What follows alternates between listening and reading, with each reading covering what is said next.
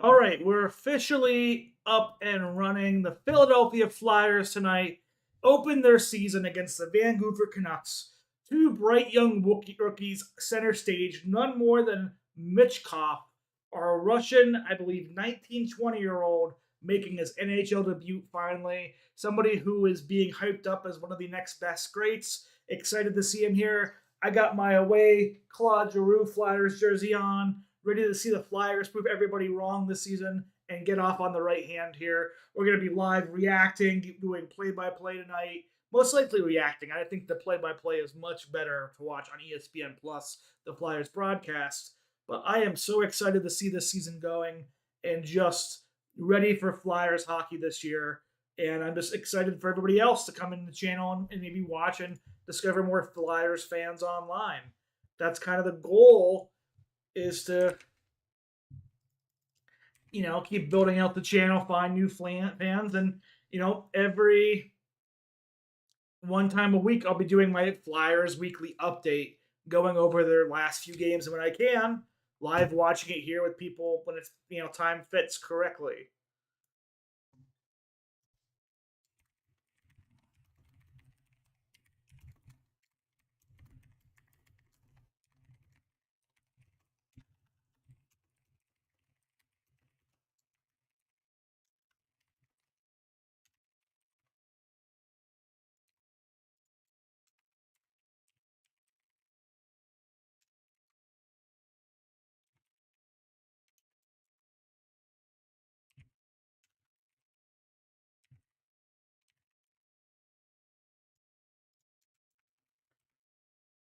All right.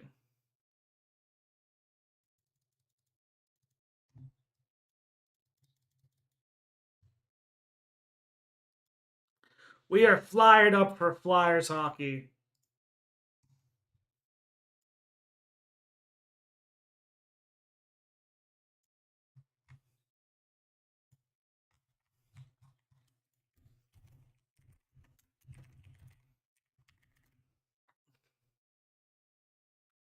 All right.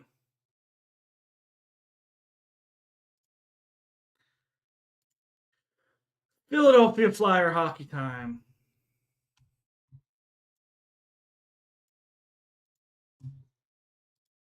Yes, we did.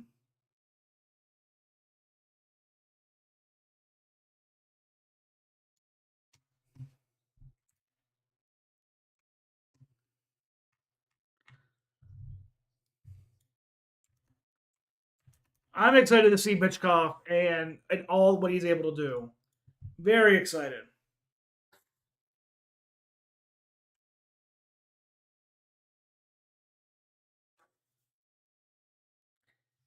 And Lachenko, I'm looking forward to that. Let's see if we can get some orange in here.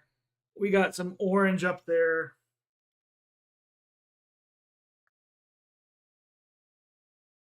We are ready for opening night Flyers hockey.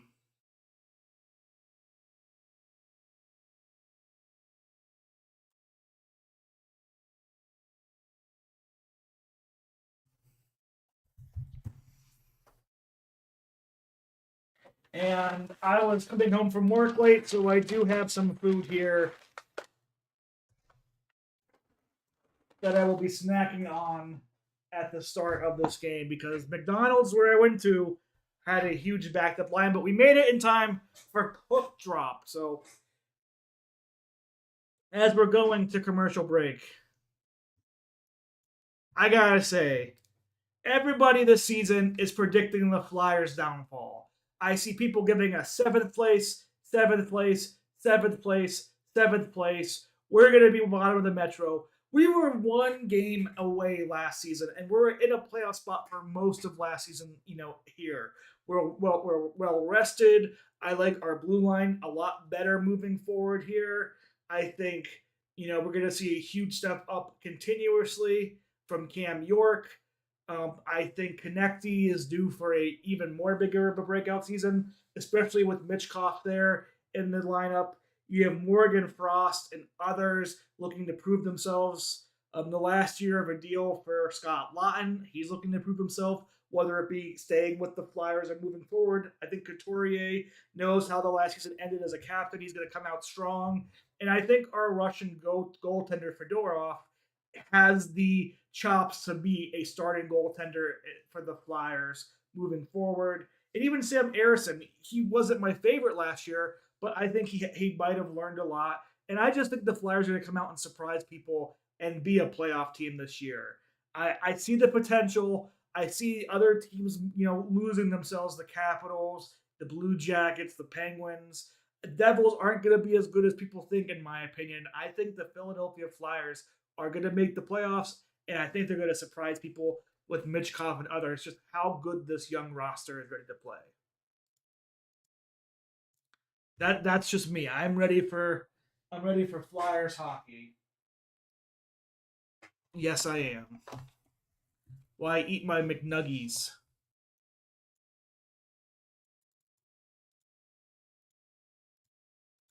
Ah.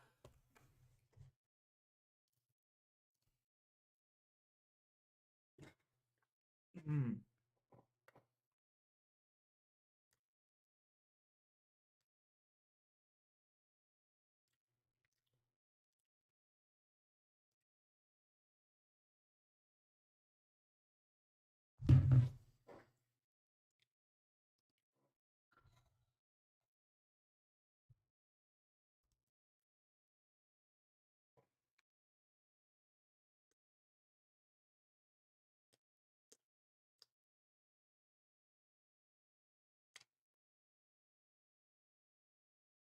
All right. Sam Harrison starting up against Lekkonen. Again, I think Harrison's going to rebound for a good season. He still had a pretty okay record last year.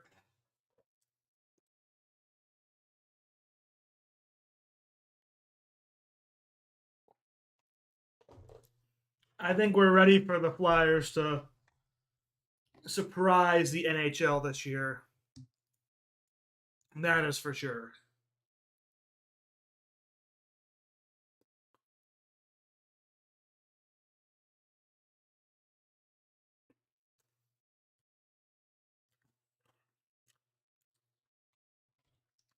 Okay. Opening night means a bunch of things, a bunch of stuff like that.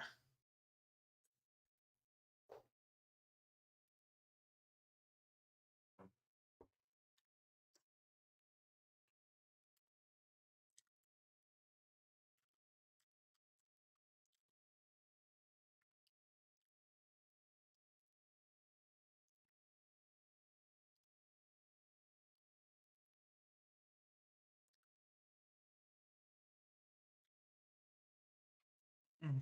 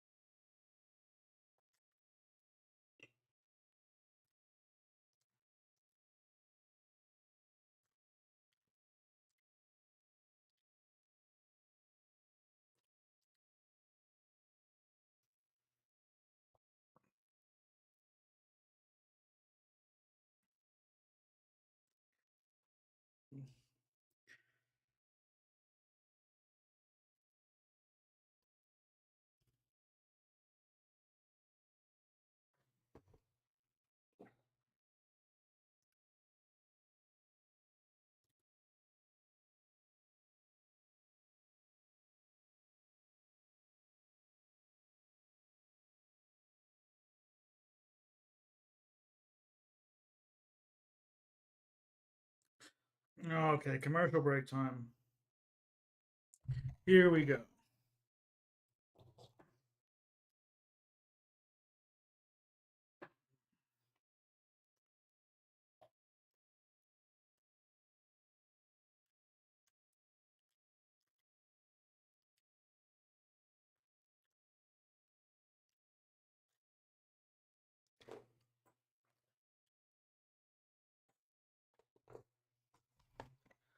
All right.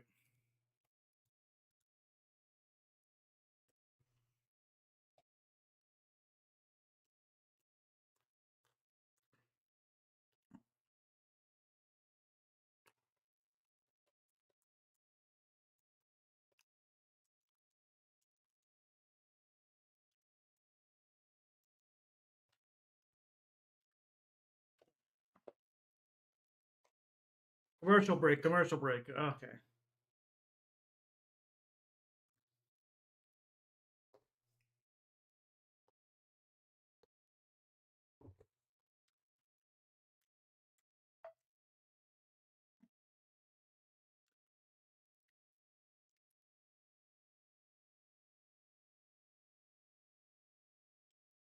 Oh my god, I'm just stuffing my face with food. I'm seeing it right now.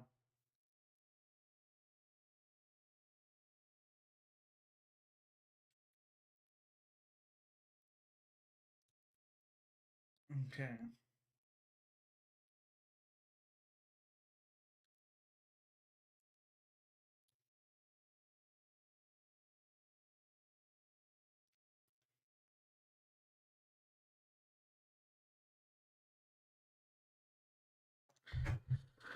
Okay, we get the start of this game. It's 11, 8, 11. Okay, here we go.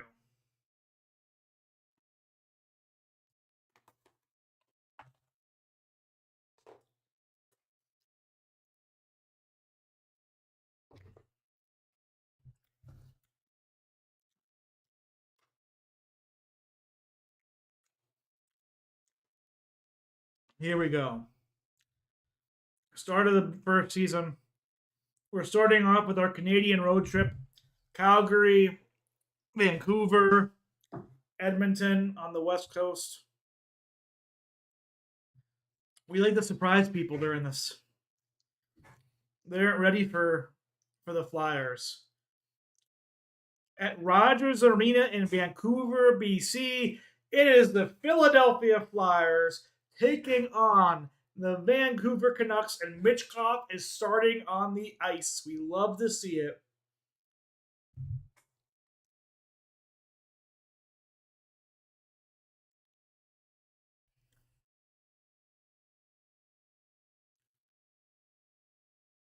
Here we go.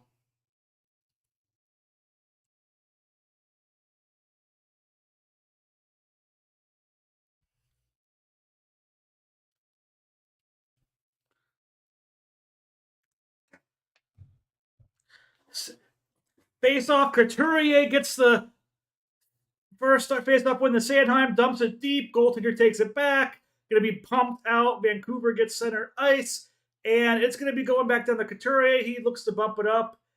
Doesn't really go, but Couturier is going to not get control. It's going to go to Vancouver. They're going to work it through, but Couturier potentially breaks it up in the blue line. Flyers a little bit on the rush, puts it deep, doesn't get a great pass off, and now it's Vancouver giving out an icing 30 seconds in. I already love what I'm seeing from the Flyers.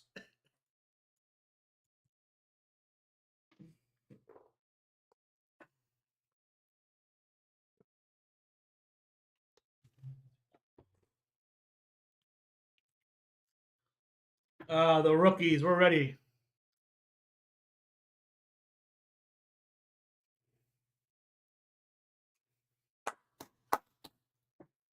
Face off in the offensive zone for the Flyers. Going to be on the draw here. We pick it up. Vancouver wins the draw. Going to be some forechecking happening here. Getting in there is for the Flyers, number 71. Pressing, shot on goal, saved by the Canucks. Some good forechecking here. Good crowd control. Forster is playing on the edge here. Gets the Morgan Frost. Playing with Owen Tippett on this line. Gets it back out to the D-man. Down to Tippett and Frost. Frost kind of tries to get pretty, but Tippett doesn't get it, and Canucks gain back possession here.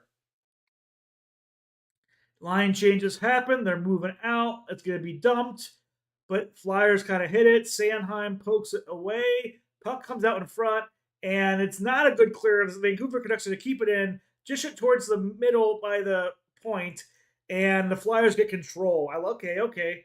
No real shots on goal there. It's going to be icing on the Flyers here. Offensive zone face-off for the Canucks. Moving up here forward.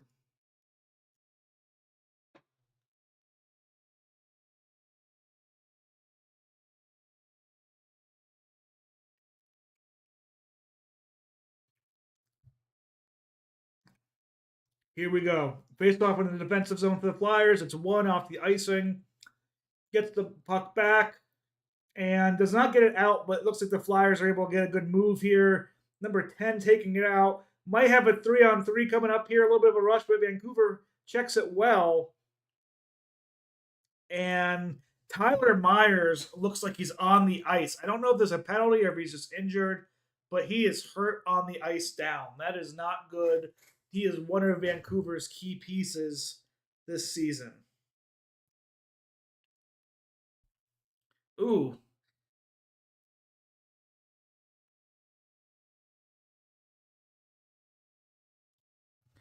Oh, that doesn't look good. The hyperextension on it.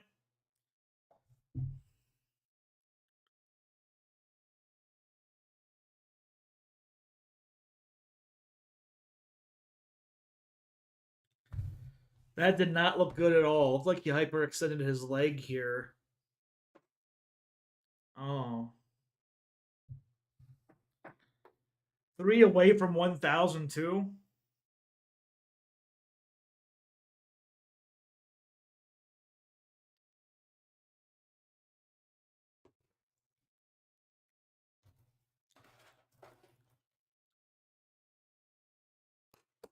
He's getting up. Is he able to skate? Is he he does not look like he's giving any weight. That's not that great. That's not what you want to see night one.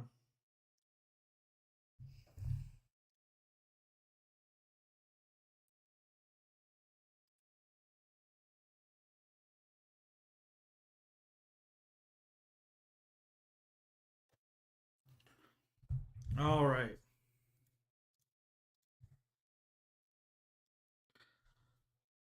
Oh, he's struggling really bad. He can't even really put any type of pressure on it. I hope he didn't tear any ligaments. Like at least a half positive, it might be at the beginning of the season, but hopefully it's not a season-ending type injury. But that does not look good. Not the way Vancouver or I think Philadelphia wants to start the season. Uh,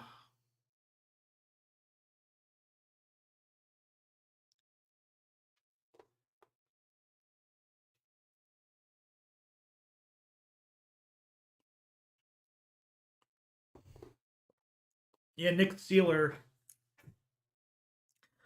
Face off when the Flyers quick shot at the point goes wide, dumping it back deep. Canucks trying to get hold, but the Flyers get on top of it really quick.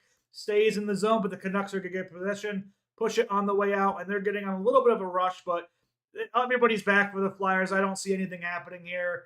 Behind the net, moving back out to the point. Canucks take a shot, gets deflected. Good 2 saves there by Harrison. Puck's in front of the net still. Philadelphia needs to get this out. Erik Johnson really does not.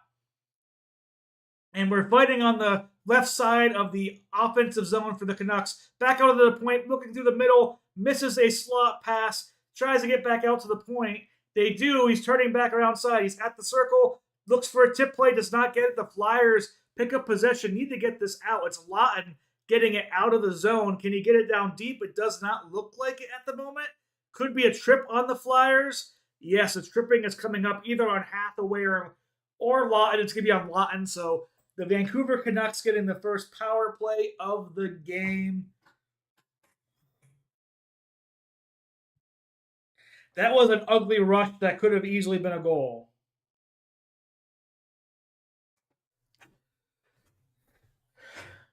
But good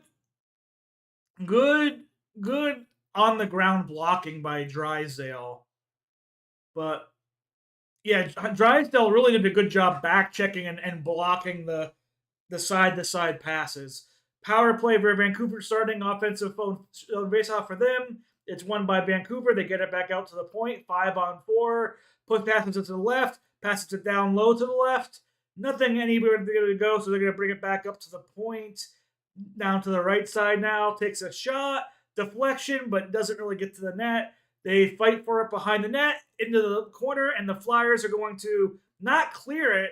Canucks take it back, throws it to the points, deflected, and out of the zone. 30 seconds killed so far here for the Philadelphia Flyers. Puck being rushed back in pretty quickly, Four people are back. Shot at the net goes wide. Deflection didn't work through. Back out to the point for the Vancouver Canucks.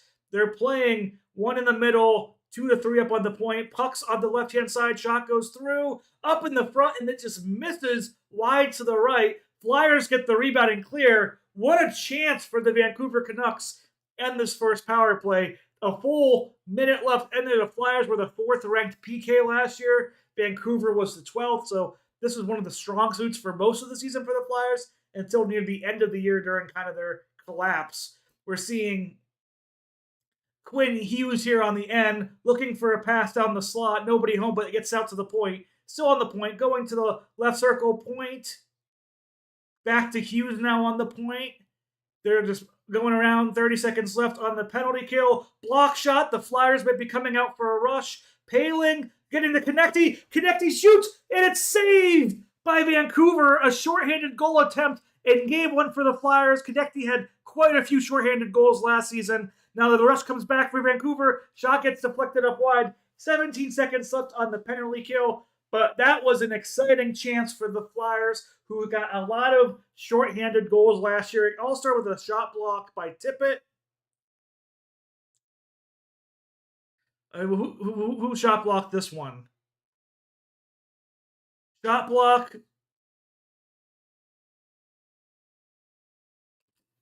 That was a block by Ryan Paling that led to this 2-on-1 type pass. And a beautiful pass. Konecny almost got it through the 5-hole there. But Lettinen, I believe, is his name is, stopped it pretty well. 17 seconds left. Vancouver does win the faceoff. Back to the right-hand point. Right hand underneath. Gets just a pass shot on net. Rebound goes out back to the point. Back in the middle of the ice. The right-hand point, right-hand circle shot again. Saved. Big rebound. Nothing else there. 1 second left on the power play. I am not liking how many rebounds Ersson is giving up in the first 5 minutes of this game. Vancouver could easily have gotten a goal on any of these rebounds so far.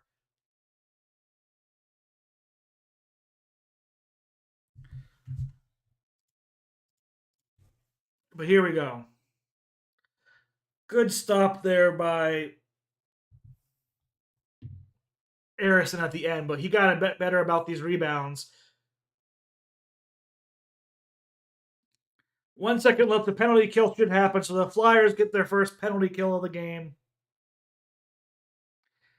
And Frost wins the faceoff, but Vancouver picks it up right after. Lawton's back on the ice. Can Hathaway get the Frost? He can. Puts it up to Konecny, and we're going to get a little bit of a rush for the Flyers. Konecny drops it, but it gets picked off right by Vancouver, and they go back, moving up the ice towards the offensive zone. They're in the offensive zone now. Potential hooking on the Flyers, another penalty. It's going to be Michkov's first penalty of his career, and the Flyers are going back on the penalty kill.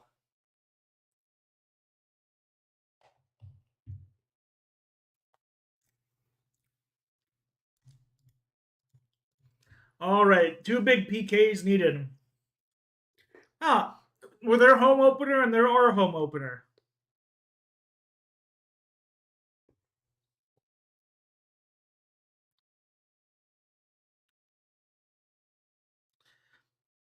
Yeah, that's a hooking call. I said it looked like he was hooked. But the face-off for the penalty kill gets out to the Flyers. Hathaway also deflects to make sure it gets all the way down to the goaltender. Goaltender struggles a bit with it, but does get it out behind the net to the Vancouver Canucks. Wasn't expecting that pressure from Gardner Hathaway. Seeing good pressure there. About 30 seconds already killed on the second power play here. Flyers try to stop it here, but it does get saved at the point. We're able to clear it, so Vancouver gets on their power play offense. Slot goal out here. Ersson looking to stop it. Rebound still happens. No second chance shot, really. Gets back out. Ersson gets another rebound after a point shot, but the Flyers are able to pick up the rebound clear in about 45 to a minute out of this clock for the penalty kill off. But Ersson and these rebounds are so dangerous. So dangerous. Try to get into the zone. They were onside for Vancouver in the slot. Shoots. Another rebound for Ersson. This one collected by the Flyers, but stopped at the point for the Canucks. Canucks shooting around. They pass side to side, but no shot in place. They're going to go back in their umbrella power play position. Left point, right point, left point, gets it down to the right hand side. Pass out to the middle, goes back out to the left point. Shot to the right circle, back out to the middle point. Going to be passed out to the right hand point, back to the middle point. No shot here. Shot at the by Pettersson, right hand circle. No real action there. 20 seconds left on the power play. Now down to the right hand circle. Across, and what a save by Sam Harrison. No rebound this time, but steals the goal away from Ryan Besser. Man, they are going to be looking great getting out of here with no power play goals. But that was all Sam Harrison, as Erik Johnson wasn't blocking crap that time. But Harrison's glove is in position on the side-to-side slot pass, and we only have about 17 seconds left in this power play. Can the Flyers win another face-off here? They cannot. Goes back out to the points for the Canucks. Canucks take a shot, kind of pass from the point, doesn't get anywhere. They keep it in. No, that went offside. 7 seconds left. That pretty much kills the second Vancouver power play. The Flyers here are able to survive 2 early power plays against the Canucks, most likely. Harrison has saved 9 shots so far in the first 7 minutes. Definitely a lot on goal here with it being 2 power plays, but let's see. Face-off outside the zone goes in, and Vancouver's Billinger gets kicked out, which allows Lawton to win this face-off. 5 seconds left. Dump it down deep. 2-1. Penalty kill is over. Back to full strength. 12:50 left in this first period, and the Canucks are going on a rush. Here they pass it in, but there's nobody really to go across, so the Flyers take possession again. They're on their own rush. Great pass. Forrester's there. Forrester takes a shot. Sam Hyde could not get the rebound. And it's still 0-0, but an excellent opportunity for the Philadelphia Flyers to get on board there. Much like Vancouver, if they could nail down that rebound like that, it would be a goal. Puck gets dumped in, chipped in. Going to be going down deep here for the Flyers. Forrester forechecking. St. Drysdale jumping up in. But Vancouver does get possession deep in their zone, and they get it out the middle of the ice. They're getting a little bit of a rush of their own, but one of their players is going back. So no real scoring chance here. The Flyers do get a good check, is able to get the puck out, but likely an icing. No, it hit Pettersson. It hit the goalie there, so no icing. 12 minutes left in this first period. Vancouver chips into the seats, and this will be the first TV timeout of the season. No score so far. So, how you doing, Major Tao? I am ready for the Flyers to win tonight. We're cheering on the Flyers for a good old fashioned win. Definitely killed 2 penalty kills there that really didn't want to see at the beginning of the season, but survived that rush. Maybe we can get a rush and a penalty of a power play of our own. But how's your day going, Major? Are you cheering for any team here? Are you watching the game?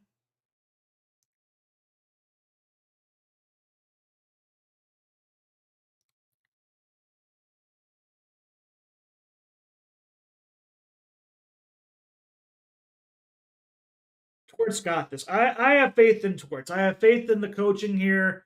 I think they're ready to rebound this year. I think, we're going to surprise people.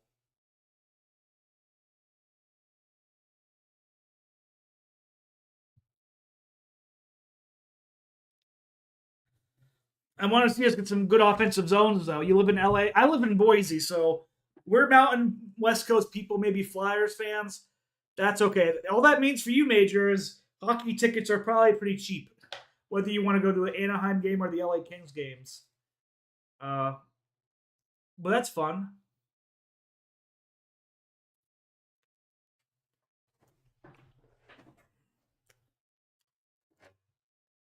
What the Flyers need this year is just progress from their players to kind of take the next step.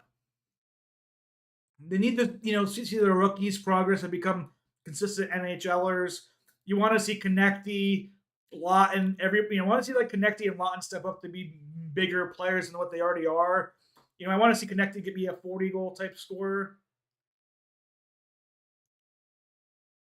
Face off in the center, though.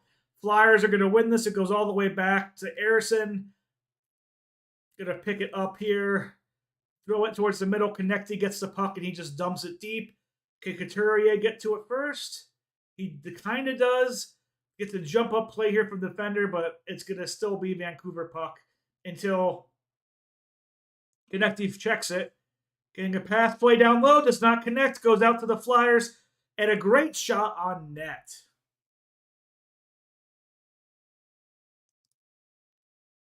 Number 55, I believe, is in for Nick Seeler. And what was a great shot on goal if that was from him? Oh, it was Rich Alainen, never mind. Rasmus. Forrester chips it in, Tippett is there, but the Vancouver goalie excellently plays it through. And Vancouver is going to be on a 3-on-2 rush, but they're going to get offside. So 11 minutes here.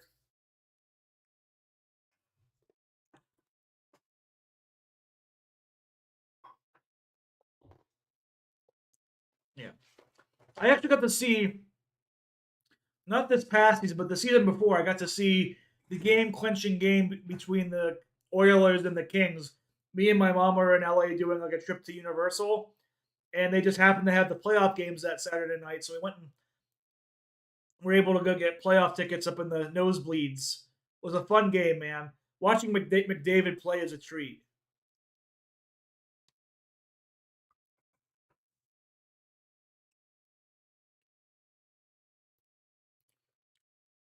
All right, Vancouver now pushing out of the zone after line changes. Throws it deep on a slap pass. Gets in, and Ersson gets a stop on what easily could have been a goal. What a great slap pass off the backboards to the cutting Vancouver Canuck offensive player there. That was an excellent pass. And just good heads up on Ersson to not let that go through. If this was a Maple Leaf goalie, that could be a series clinching, play there for the opposing side. But because we were Flyers, we can stop that. All right, defensive zone face-off. Flyers do win that, which is nice. And they dump it down deep. And ooh, how was that offsides? That was off a Canucks player. They called offsides. So I live about 5 hours near. I'm hopeful for Utah. A lot of people here are excited, even in the Boise area. I think once they get their rink assessed much better and help the visible seats, it would work well. I've been looking to try to see if I can go to a Utah game, but their ticket prices for that fan base, excited fan base, are just a little bit too high for me to go and just make a trip down to Salt Lake City for a day. All right, Flyers with the rush in here.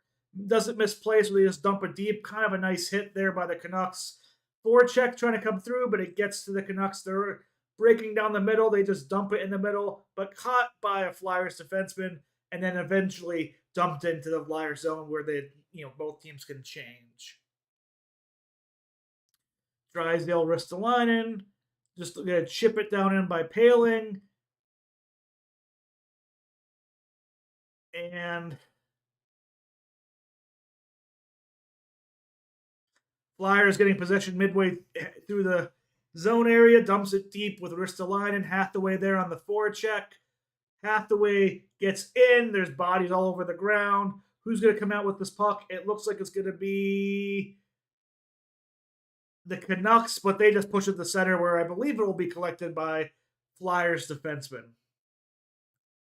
I will catch Flyers game there. I think the issue for me is the Flyers game this year is like on a Wednesday, which is like the worst day for somebody who works during the week, a full-time job to drive down the Salt Lake and try to drive back up. If they get a Friday game or a Saturday game, I definitely would go down, and I would have no problem paying the $100 or so ticket prices to see the Flyers play. Because I've done Flyers games in Vegas, I've done Flyers games in Phoenix, I've done Flyers games pretty much anywhere I can fly here locally, but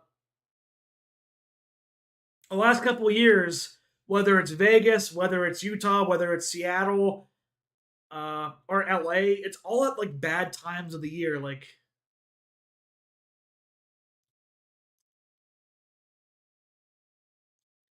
well, Luchenko looks pretty good off the start. You're in Canada, aren't you able to watch like the Vancouver feed? Isn't wouldn't this be on like uh wouldn't this be on like Sky Sports or something? Not Sky Sports, whatever the like Sportsnet, with it being Vancouver. Oh yeah, no, the drive isn't like I don't mind a 5 hour drive. I don't mind, $100. It's just in the middle of the week. And it's also during wintertime, which is like just that sketchy enough to like, do you want to risk the roads being bad or not?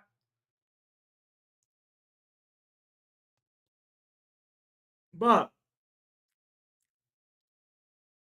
but Luchenko, really, even on like this is the opening night for the Canucks. They make you have Sportsnet Plus for that. That's kind of ridiculous. Let's see if I can find this though.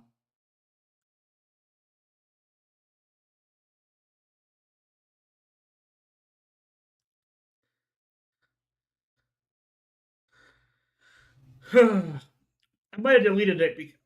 All right, what's going on in here? We're watching the Flyers versus Canucks game. Flyers offensive zone coming up, and we're just having a good time chatting, talking about hockey here. We got you here, Lyndon. Got Major. Got Celeste. Got to pay the money. Well, defensive zone faceoff was won by the Canucks, but Couturier appears to be stopping them kind of in the middle of the ice. Michkov pushes it back to the Flyers defenseman, and we're seeing Erik Johnson now looking for a tip play deep. He gets it, but Vancouver's going to get to this puck as Michkov goes to forecheck. Also forechecking help by Konecny, and yeah,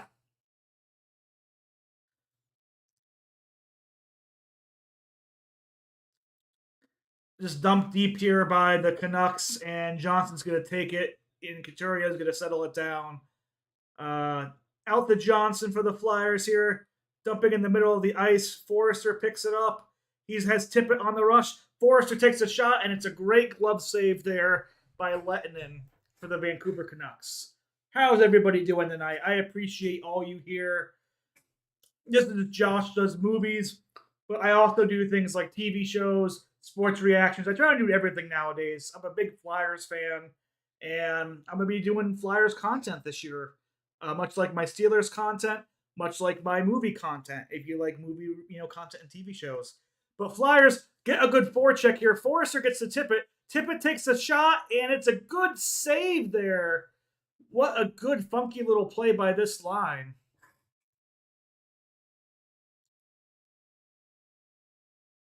That stinks. So I know we gotta pay money. Like, so what I do here,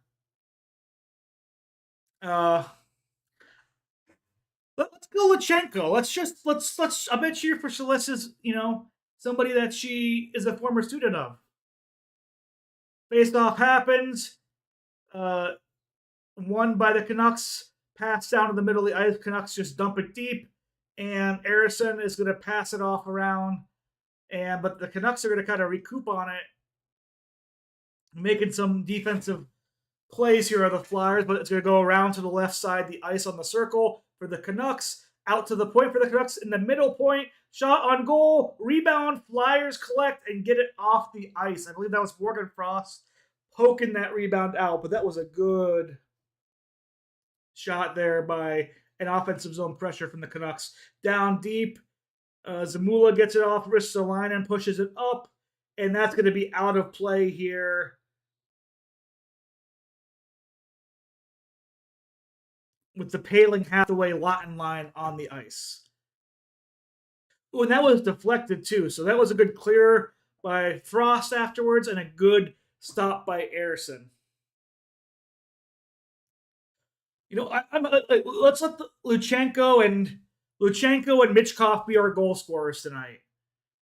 Defensive zone faceoff won by the Flyers, but a bad pass to Paling gives the Vancouver Canucks an opportunity, and the Vancouver Canucks gets the first goal of the game. Turnover leads to an offensive zone chance, and a wrist shot to the corner of the net gives the Vancouver Canucks the 1-0 lead. Who was this that scored? So Flyers get the defensive zone win. Ristolainen gets a bad pass that goes off Paling's stick. Vancouver passes it out there, and Höglander buries it from the left circle in the back of the net. Top shelf goal for the Canucks to start the game. So first goal tonight, Höglander is it. Middle zone faceoff goes to the Canucks, and they dump it deep, up 1-0 now, 7 minutes left in the first period. Puck goes back, and the Flyers are going to kind of stop them here. Still back checks. Going to be Bobby Brink here, I believe, trying to push it up out, and the puck's going to go out of play.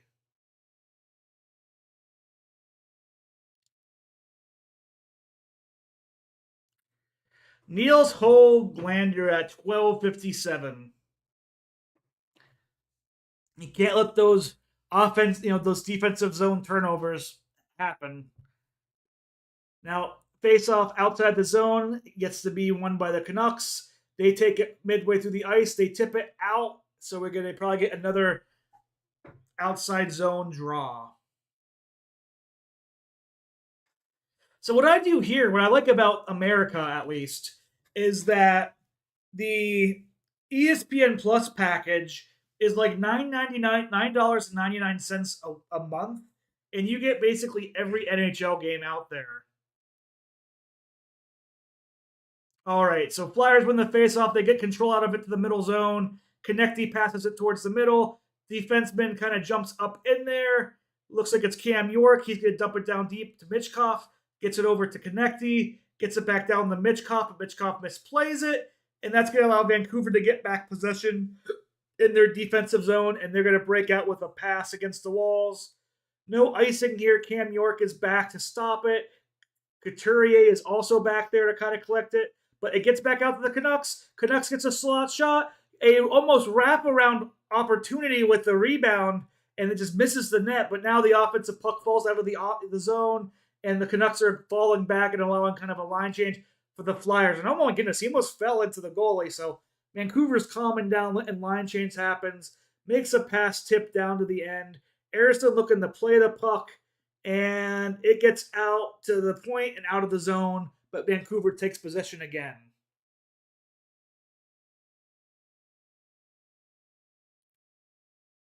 Who do the Flyers that I have, which is similar to Höglander, fourth line?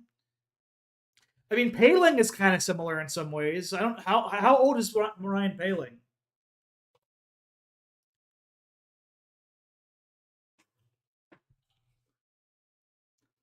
Offensive zone faceoff for the Flyers one, gets it back to the Drysdale. He gets it in, but it's kind of collected. But puck comes back out to Drysdale. He keeps it in. Tippett dumps it deep. And we get an icing on the Canucks here. So offensive zone coming again for the Flyers.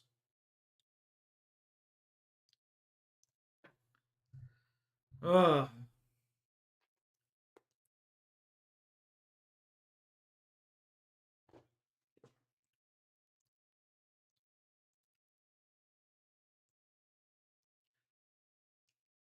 So offensive zone coming here again for the Flyers. Still the Tippett, Frost, Forrester lineup. They win the draw. Puck gets back to, I believe, Drysdale, who's up on there with Ristolainen. Puck kind of gets down to the middle, hits the slot, but Vancouver kind of recollects it and just dumps it down deep. Not going to be an icing. The Flyers recollect quickly. Zamula out there with Ristolainen. He plays it over and just turns it over in the middle of the ice. Höglander again pushing through off a turnover, but the Flyers are able to stop him from getting a scoring chance, thank God. Vancouver still cycling around out to the outside point, over to the right hand side, takes a shot. It's blocked, hits a Vancouver player, and gets forced out of the zone. And it looks like Hoaglander's going to get called for interference. So I came to like the Flyers because I grew up in Pennsylvania. My dad grew up in northeast Pennsylvania, so he already kind of had that Flyers fandom as a kid growing up, in the 70s.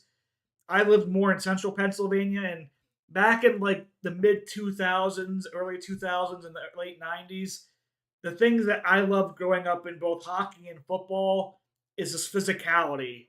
And there was nobody who is more physical in hockey than the Philadelphia Flyers, at least during that era and that time. Legion of Doom time, black jerseys, all of that stuff. So it just became part of whether you want to call it familial, handing down the favorite teams, but been a Flyers fan since I can remember. Try to go to at least one game every few years. Every year if I can, but the last couple of years has just been too difficult on the West Coast. These West Coast games have just been iffy. But now that I have like a passport all put together with a family trip to Mexico this summer, maybe next year I can try looking to go to one of these Canadian games. But I still think the Canadian games would be expensive. Whether it's flying into a place like Calgary or Vancouver or Edmonton. But no, and what's great is I live just on the little bit more side of Western Pennsylvania, so there's a lot of fair weather Pen fans. Like the Penguin fan base is so fair weather. So I remember it was always just fun going back and forth as Flyers Pens. Best rivalry with the Flyers and with the Ravens and the Steelers in football. Those are my two favorite rivalries, and I think two of the best rivalries in any sports.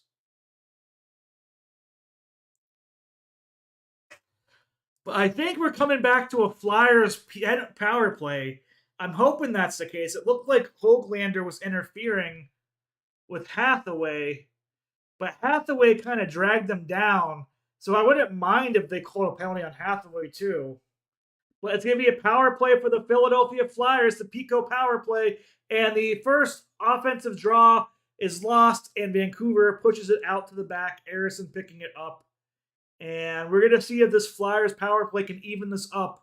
4 minutes left in the first period. A minute 40 left on the power play. Konecny driving it in. Gets it off over there to Michkov, it looks like. But the Vancouver Canucks are able to pass it back out to the middle of the ice. So, pushing it through here. Flyers back in the offensive zone. This looks like it's going to be Tippett. Throws it out to the middle of the ice. Play down low. Shoots. Gets a great glove stop from the Vancouver goalie. Does not get the goal there. Puck gets pushed out. What a great work there for the Flyers power play unit. And they're going right back to it again. Tippett towards the middle of the ice. The Vancouver goalie just get a leck in, get to take it up.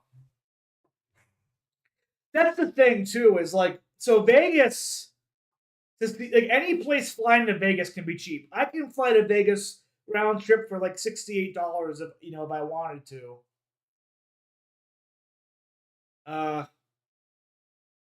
It's just because it's the entertainment. Man, what a save. What a play there by Frost. Almost got it up in there. Great pass there. Frost down low. Just was not able to elevate it above the goalie's glove to get it in. Defensive zone faceoff win for the Canucks. Minute left on the power play. And the Flyers are able to get the puck back in there. This one's going to be Zamula passing it back. Pachenko coming on in with a big rush. Great rush into the zone. And the Flyers are rotating around, back to the point, back to the slot. Was not able to... Depends where the tickets are from. Some places I've gone, they've been like, $20, $30, $40. Flyers on the rush back in. Bad pass here, is able to keep it in the zone. What a great play there by the Flyers rookie. They're going to try crossing it, but it's blocked off by the Vancouver Canucks. Puck was not able to get deep. Vancouver clears with 15 seconds left. Some places it could be $150. Brink coming on in, passes it down through. It's a goal! Power play goal for Forrester. Was that who set that up? Was it Farabee? We got ourselves a Flyers goal. Let's put the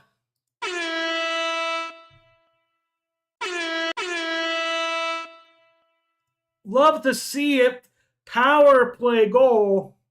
But the tickets really depends where you're at. If I'm going to a place like Los Angeles, you can pick up tickets for like $20, pretty decent tickets. If I'm Phoenix was kind of the same until they moved until the mullet. But I got like puck side seats to the mullet where I was behind unnamed goaltender anymore for the Flyers. Seattle and Utah now are both in the $100 range. Vegas is kind of in the $100 range. After the goal, though, the Flyers lose possession in their defensive zone. Another turnover there. Garland on the forecheck. Hoglander right there too. And it's Hathaway fighting on the edge. He's able to get it out, but not really. Paling fighting there too. The Canucks with great pressure. Out to Sanheim. Out to Lawton. And the puck just goes up. Vancouver puts in on a delayed offsides. And we're seeing the Flyers miss a pass in the middle of the ice. But Vancouver seems tired. They're just going to throw it in. Looks like in the middle of a line change. Flyers are not able to get it out again. Vancouver playing it in. It's the top line out for the Flyers. Looks like it's going to be Sanheim. Gets it to Paling. Gets to the Michkov. Michkov gets to the Konecny. Konecny puts it down deep for Couturier to try and forecheck it. Michkov going in on the forecheck. Puck is left behind. Michkov off the Konecny. Konecny throws it down deep for Drysdale. Drysdale gets to the Michkov. Michkov passes it out to Couturier, who was not ready for it. And what a fun little passer. Good offensive zone pressure. And we have Johnson back, getting it chipped in for the Flyers as Michkov goes deep again.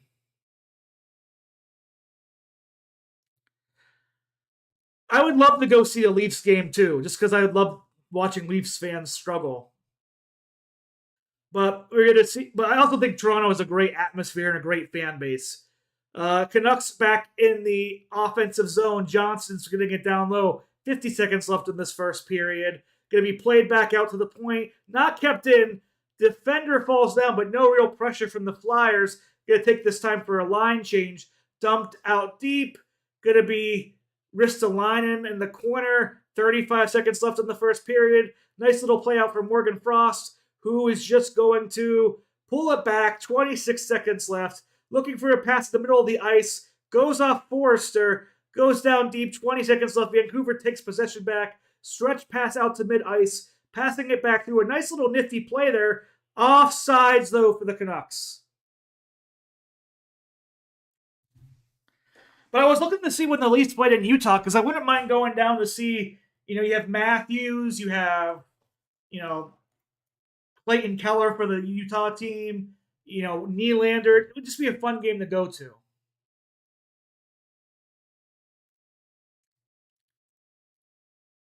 Now, offense, middle zone face-off, win by the Canucks. 10 seconds left, deep down. Ristolainen kind of stops it there. Going to be not taken away. 2 seconds, 1 second, and that is the end of the first period. Shots 12 Vancouver, 10 Flyers, and goals are one apiece here in the first intermission.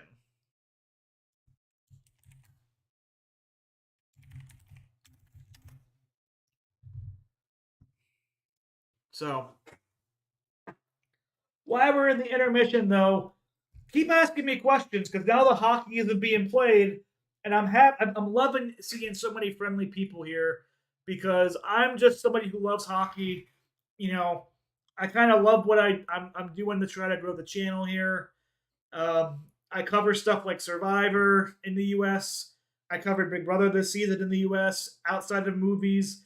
Obviously, that's the Flyer season start. I plan on making at least weekly Flyer updates as well as watch-alongs when I can.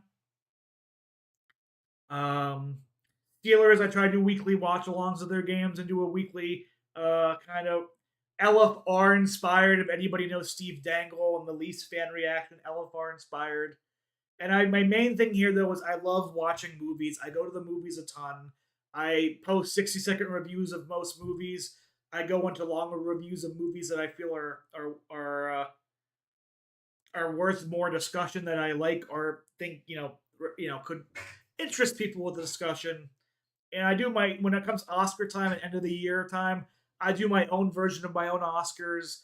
I go deep into the Oscars and who's going to win, who's not going to win. I love the award season for movies. Thank you, Major Tao, for the sub. Thank you, anybody who's subbed, liked, and followed. Like anybody who's liked the video here, the stream. This is just I'm just trying to have a fun time. Small channel, just doing things as a hobby of things that I enjoy.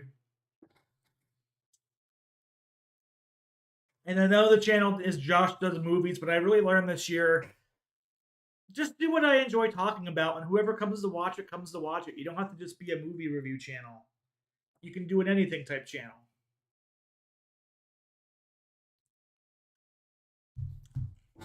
So when Torch isn't effective is when he feels like he's hammering stuff down and people aren't ready to listen to him. I think when you rule by a fist, it works up until the point that you lose the locker room. And I think with him, he doesn't always realize when he loses the locker room. Or I think if he does start losing the locker room, he feels like it's not his responsibility for the locker room to be brought back. He feels like it's the player's fault. And whether you can say it's the player's fault, whether you want to point to the coach's fault, either way, if the locker room starts losing just the belief in their leadership system, it doesn't matter whose fault it is. Everybody should be trying to fix it. And sometimes Torts just does not fix it very well, in my opinion. I think he gets very stubborn in his own ways.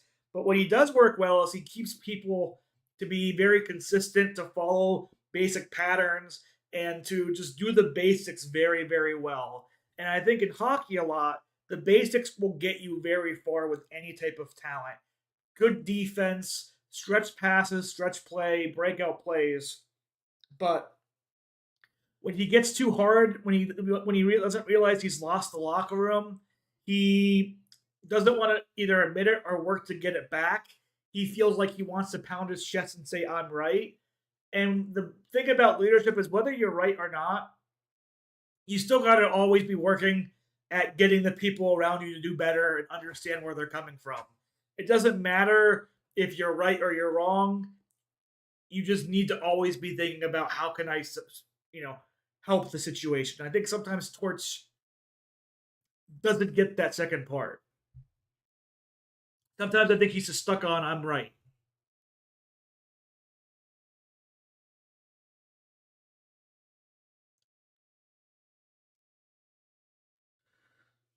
Let's add another channel here.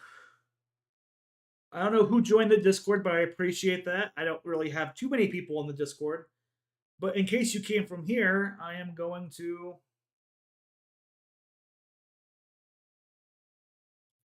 create a channel for sports talk.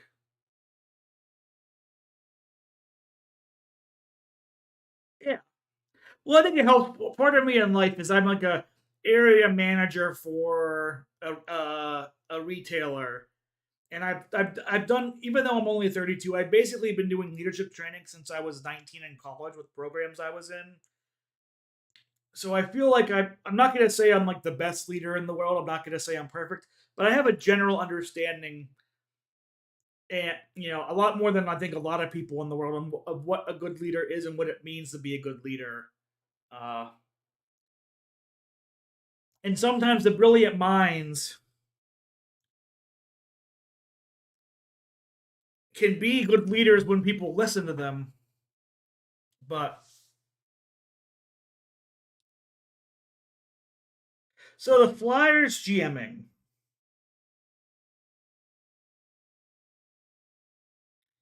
I mean, right now the Flyers are kind of waiting to get out of a couple situations. I mean, Chuck Fletcher left them in a terrible position. You have Arista Lyon, who is an okay defensive player, but for the $5 or so million you're paying him a year for multiple years now, That's not a contract you like. Um, I don't think some other people are in decent contracts at the moment. Obviously, Konechny is coming up, on a free agency period like Lawton. You have young players, in the lineup, like Luchenko now, like Michkov, even Konechny's young. Couturier, I think, is a contract that's a little bit iffy too.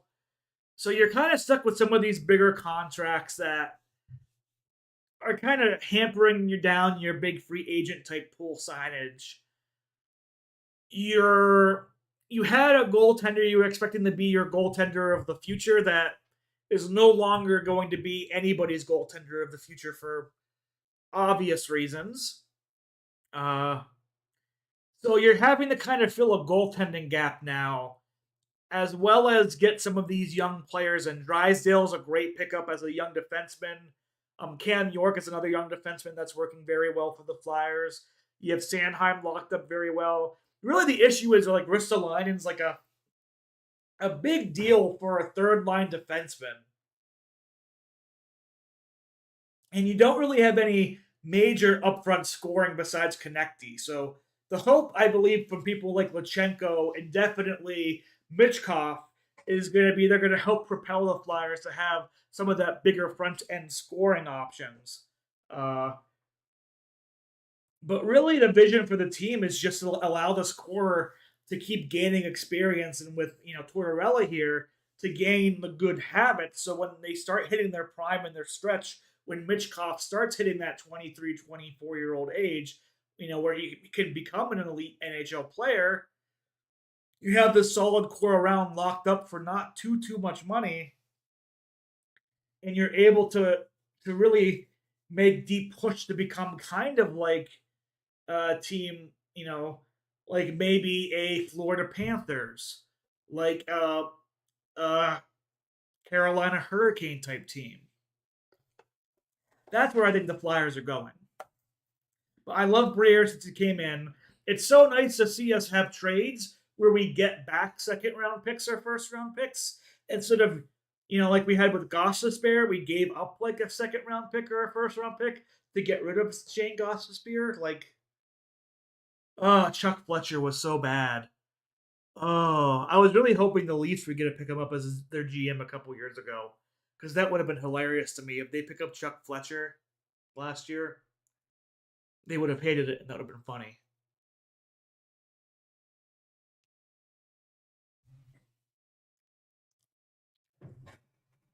But Forrester's another person. Like, if I can see Forrester jumping to 25, 30 goals, if him, Frost, and Tippett can be their own line, I think Danny Briere just sees this team as a young team. I think he would love them to be a wild card playoff team this year, or just a top three playoff team in the Metro. But I also think he understands if they're not, they have a lot of picks next year. They are building up a potential building up a young core. It's not the end of the world if the Flyers aren't a playoff team this year.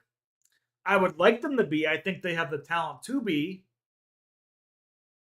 But if the Flyers are struggling, if they are sixth in the division, if they are outside that wild card, you have Konechny who be coming up during the trade deadline that people could be doing big pieces for. You have Lawton at the trade deadline that people could be doing big pieces for. So people that maybe you won't be able to re-sign long term, if you can, trade them out and get decent picks for them and just decent stuff to build your team up, when isn't a loss either. So the Flyers have potential to be to be a playoff team and to really improve upon last season and take the next step. Or if they do regress a bit, they have the option to take some of these younger veteran type players that may not be able to be around for those core years and that, in 4 or 5 years down the road, and trade them for pieces that can get young players to be in a much longer core that once 4 or 5 years comes around could last 5 or 6 years. But I do think the goal for for Torts, for Briere, for Keith Jones, the president, is for this team to be a playoff team. I think that's what they're wanting.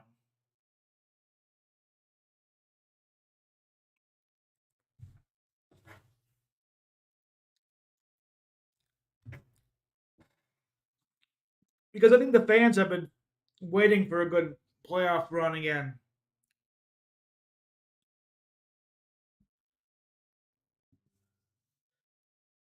Yeah, they do have some scoring forwards. I think their issue is their scoring forwards need to step up to be like the next step scoring forwards. Your 10 goal guys need to become 15, 20 goal guys. Your 30 goal guys need to step up to be 40 goal type people. Your 20 goal type people need to step up to be 25 goal type people. You just need these players to step up to the higher, the next step level to just keep increasing. Because if you're able to, if Connecty is able to come out and be, how many goals did Travis Connecty score last year? Let me see here.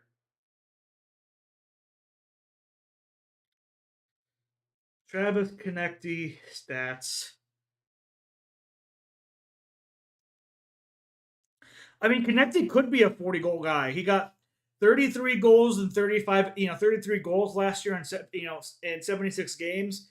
If Travis Connecty, he's like that guy where I'm like, hey, you got 33 last year.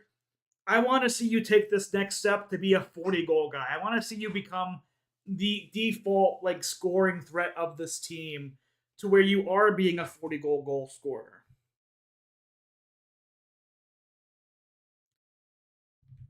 That's what I'm looking for this year, with the Flyers. And I think a lot of people are. We're looking I think that, they want to see if this team can take the next step from being just your basic wild card structure team, which has some decent pieces but doesn't have like that finishing power that you need to see, for your playoff success.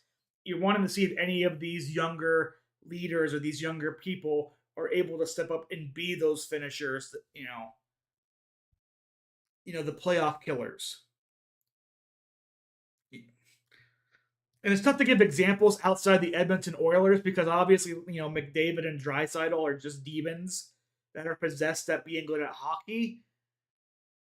But you're looking for like your Braden Points. You're looking for, you know, your playoff. You're looking for, you know, who are some other people that scores? I don't know if the GM is building around him. I think the GM is building for the future. He's building for this team to be elite in 3 years, 2 or 3 years. I think it does start. I think it's. I mean, I think it really does. Where it starts for the Flyers is with him, with Connecty, Couturier, a lot. Those three needs to step up. Not just as the captains and the assistant captains, but just as the front players of the Flyers. They need to be the production. The big production people up front, and allow I think Tippett's a very good goal scorer too. I think if he gets off, he's somebody who could be a 40 goal scorer, someday too. But I don't think the Flyers are building around anybody in particular. I just think they're trying to load up on young potential talent that hopefully in 3 to 4 years, when people like Michkov, like Luchenko, any other people they have in their system, Drysdale, uh, as they get older and hit their prime, I think they're just trying to build up enough talent to when that happens that they're like a loaded force like the 2010 Blackhawks or, what you're currently seeing out of places like the New York Rangers. This season for them, I know they haven't won a cup or been to a cup recently, but you look at the New York Rangers, they have so many self-made, top level guys there that if they could win the cup any year and you wouldn't be surprised. Now the Rangers are coming up on the the end of that to where if it doesn't work out in these next couple of years, they may not have the money to pay for all their talent to stay. Their window's shortening up a bit potentially. But when you have Igor there as the goaltender, man, if he gets hot in any postseason, much like former Flyers goaltender Bobrovsky was last playoff season, he can get you a Stanley Cup or two. And I think that's one thing the Flyers are looking for too. Is Eriksson or Fedorov, the two goalies, these two young goalies, are any of them going to be able to break out into like serious starter potential for the NHL? Because if one of those two can become a consistent, 9-10 save, 9-10 save percentage type goalie,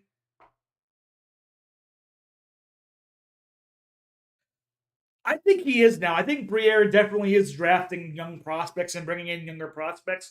The only issue is there's still too many leftover contracts these next couple years from the Chuck Fletcher era, the previous GM's era, that he's kind of stuck with. That like it's good. Like if he's able to get them moved, it would be magical work. But it'll be tough to get them moved because I don't think anybody's jumping out to pick up Rasmus Ristolainen, you know, as a third line defender for anything more than like 3 million a year, and even 3 million's a lot. But the second period is starting up here.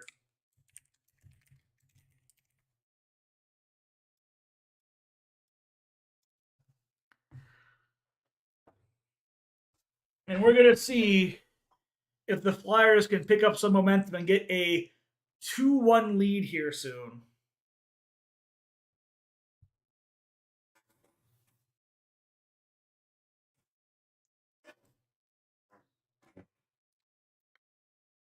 Here we go.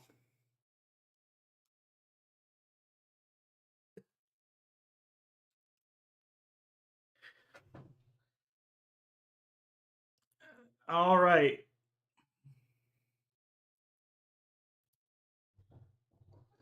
Bum, bum,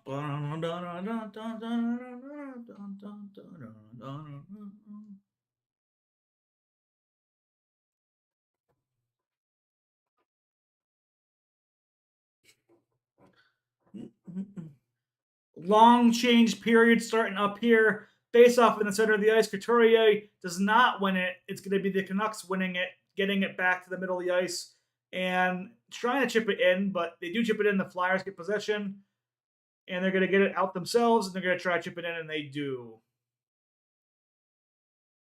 No forecheck going up on either side. Vancouver just pushing it in. A little bit dump once they're in the zone. Forecheck starting. Sanheim, though, pushes it out to Couturier, who is not gets up an icing as Konecny. Hit being played on the Canucks player, but the Canucks get it up the middle of the ice. Able to stop them at the blue line. Canucks just dump it in, likely for a change, and Zamula picks up the puck. Gets it up the ice, but Forrester couldn't handle it. Canucks back it on the rush. Flyers are all there, but a shot from the point has a little bit of a rebound, but Eriksson covers it up. About 50 seconds gone in the second period here. Not much going on besides just casual back and forthing.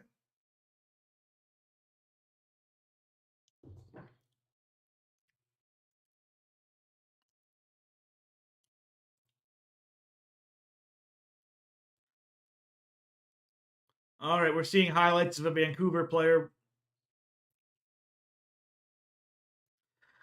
Defensive zone faceoff for the Flyers. Frost is taking it.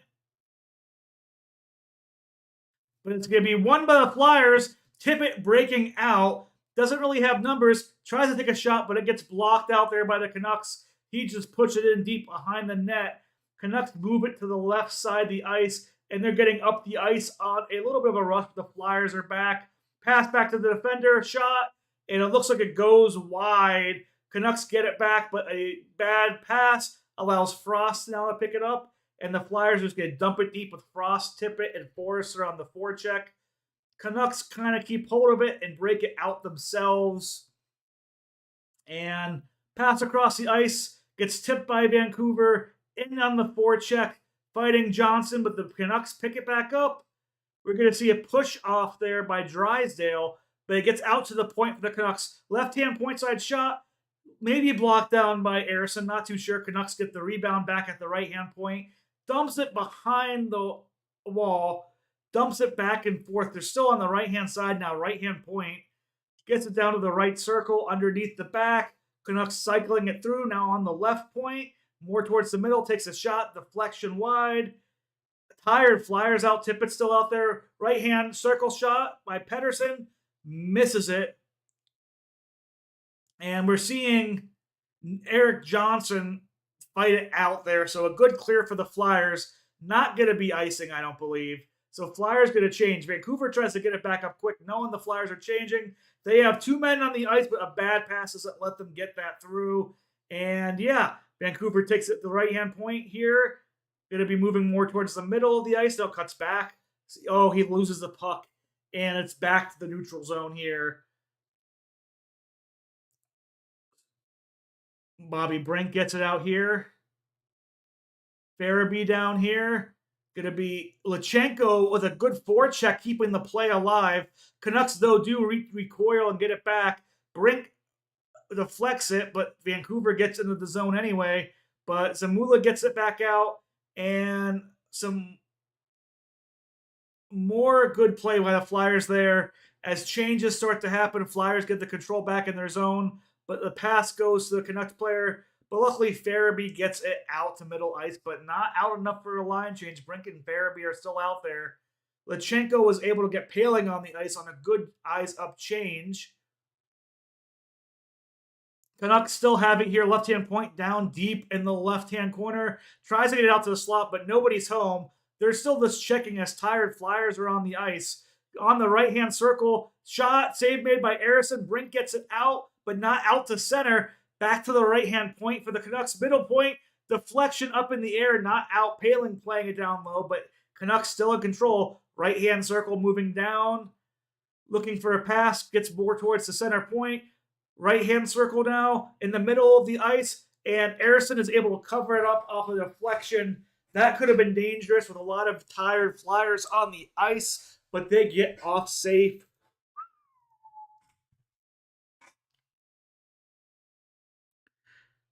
Yeah, Quinn Hughes was... Oh, Farabee gets a good check on Quinn Hughes in the prior play.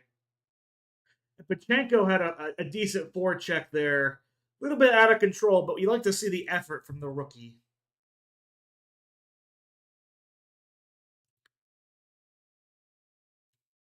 So defensive zone face-off coming for the Flyers here. I imagine it's Couturier, Michkov, and Konechny on the ice.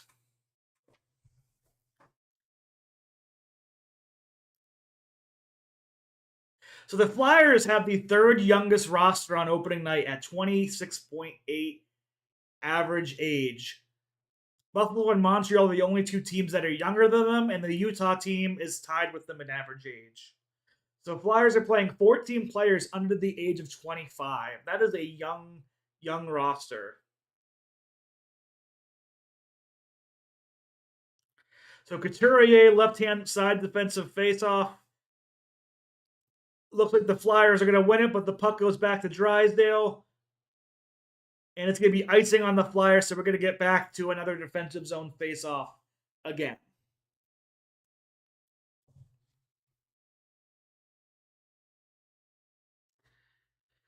Yeah.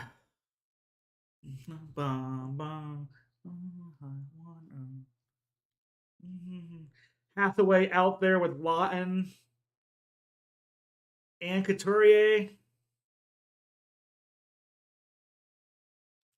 Defensive zone face-off now on the right side of the goaltender.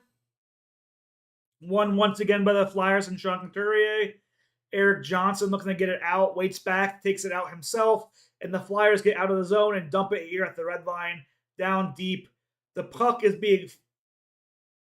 Oh, it's a delayed offside. So Vancouver recovers the puck easily back, gets to the middle of the ice, gets in. They're in the middle slot looking for a pass, but kind of broken up. Drysdale gets the puck back, but he's forechecked very well by Vancouver. And it's going to be Johnson going back for the puck. leaving it for Drysdale. Drysdale cutting it back, and the Flyers recover well out to Lawton. Lawton has Hathaway with him, puts it off the Couturier on the side, throws it at the net, no deflection, and a goalie ices it overall. About 5 minutes out of the second period right now. Shots 15-11 in favor of Vancouver. Obviously, the score is still 1-1.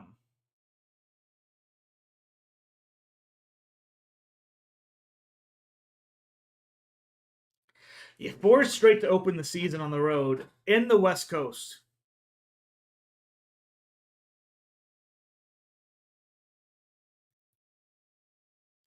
Offensive zone faceoff. We now have Frost with Konecny and Michkov.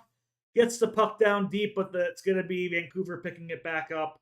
And they're going to throw it to the middle of the ice where it is picked off by Morgan Frost. Getting it over to Michkov. No. Oh, he fanned on it, though. Stick was lost by the Vancouver defenseman. Puck gets forechecked, though. Konecny picks it up. Michkov goes down. Going to get the Frost. And a penalty coming up on the Canucks. A great block there by the Canucks to stop a wide open net otherwise. And the Flyers are going back on the Pico power play. Great keep there. Bad turnover by the Canucks, but great keep overall. Konecny finds a great pass to the middle of Frost, who finds another great pass. I believe that's Cam York. And it was a great block there by, I think, Johansson.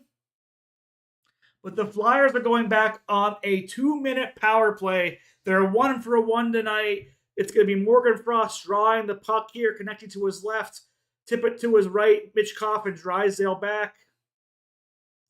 And Vancouver wins the draw. So Eriksson takes the puck back behind the red line.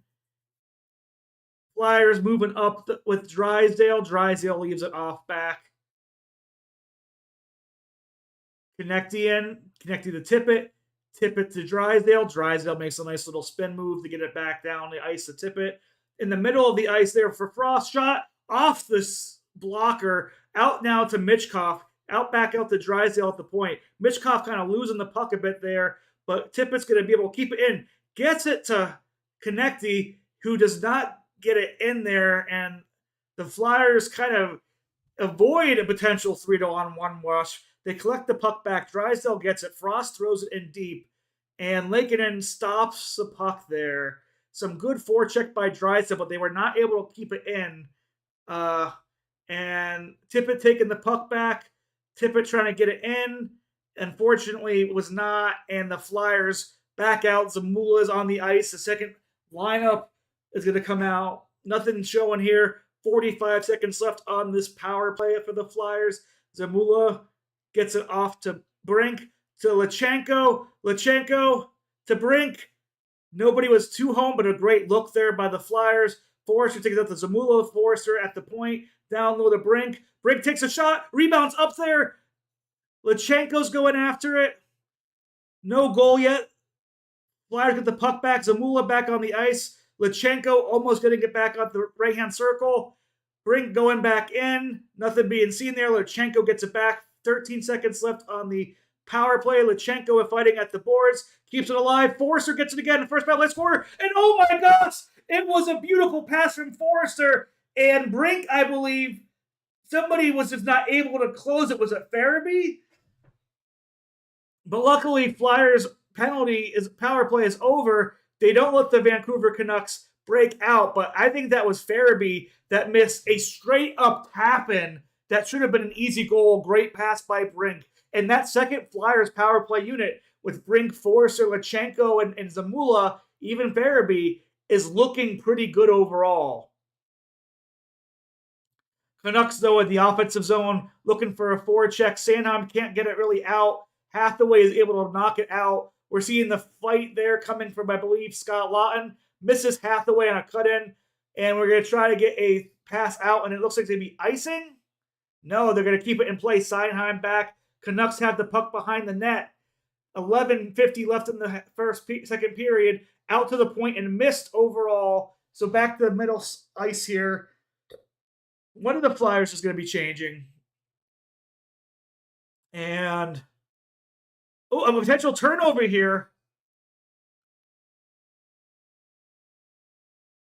It looks like the Flyers might be getting a penalty for too many men on the ice. I don't know if I agree with this unless somebody in the back was on there.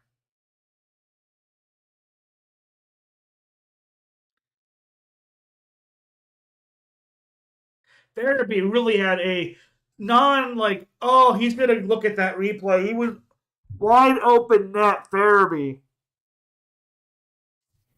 Oh, should have been an easy goal for the Flyers. That one's tough to watch go by.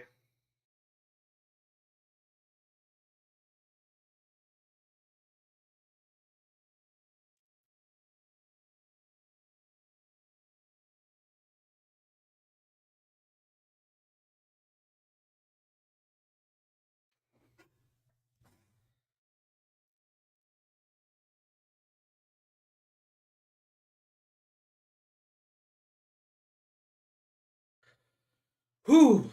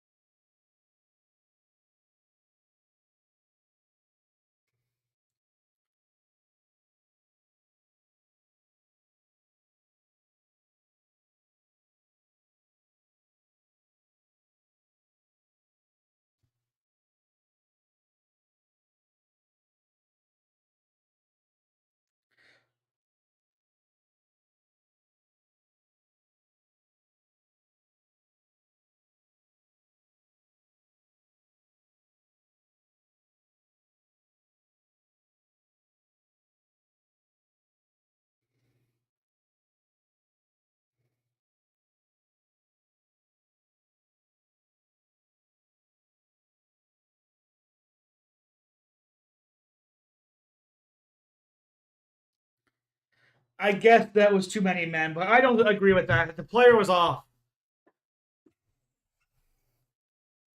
Penalty kill coming up for the Flyers.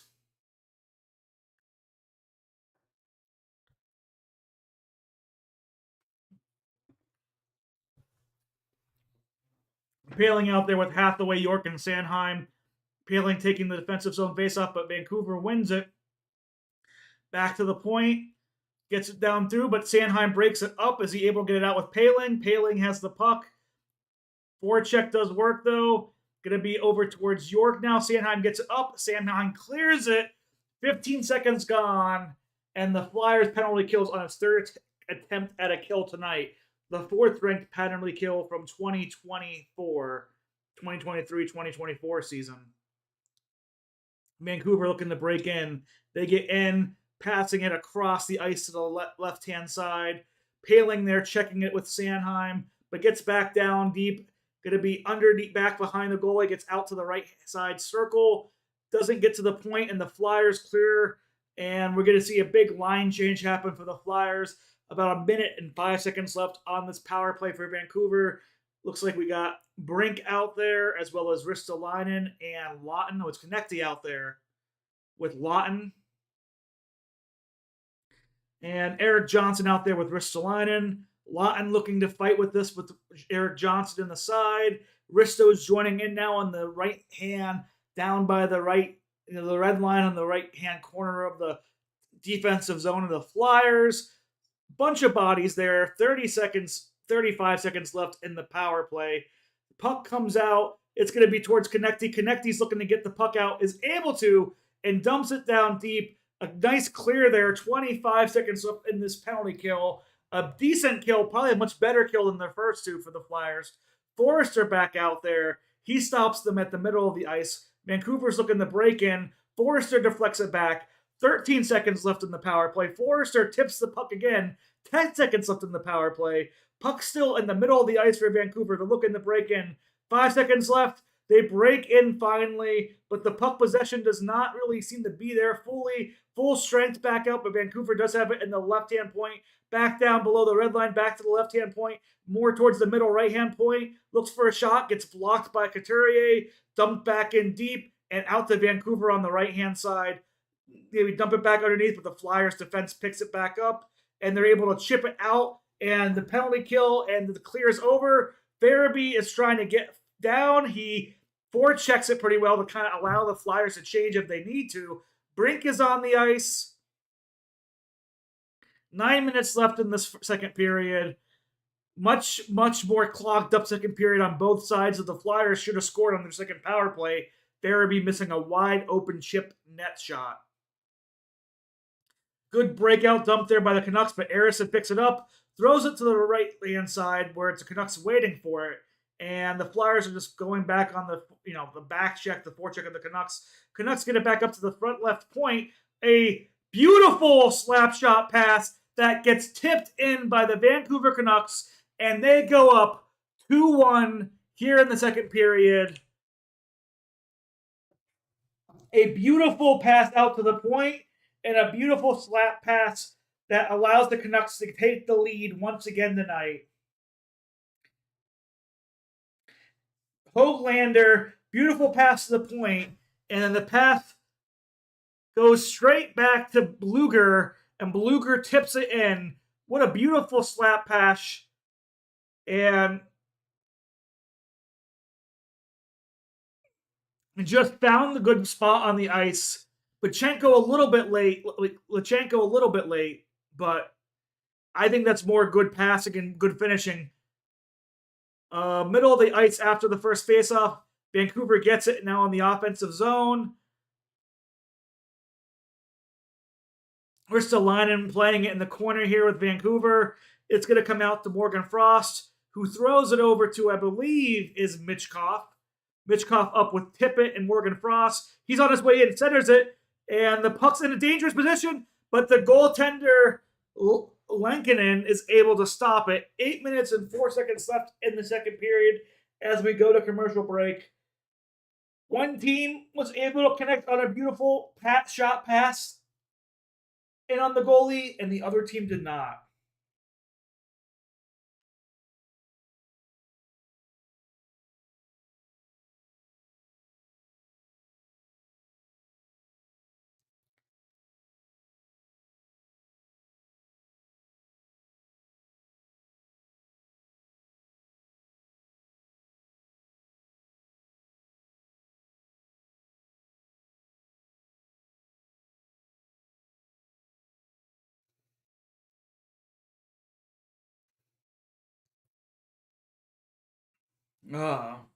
How's everybody hanging in there in the second period?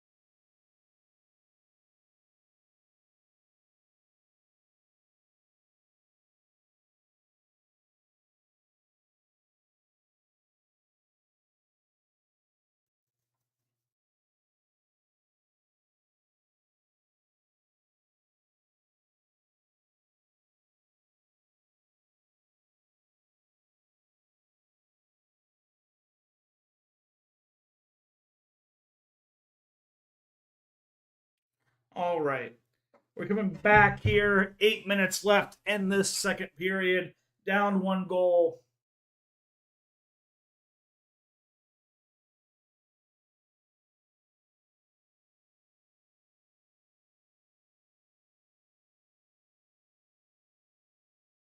Michkov a little bit behind, but I don't blame him that much for that play.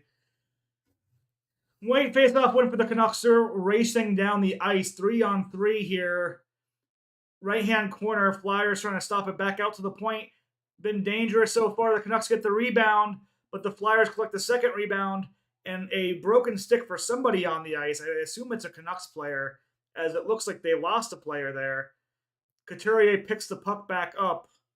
Does not get the puck out, but is able to block it here. Puck still isn't out. Now it's officially out. And the Flyers stop it here. Couturier moving up with Konecny and Michkov.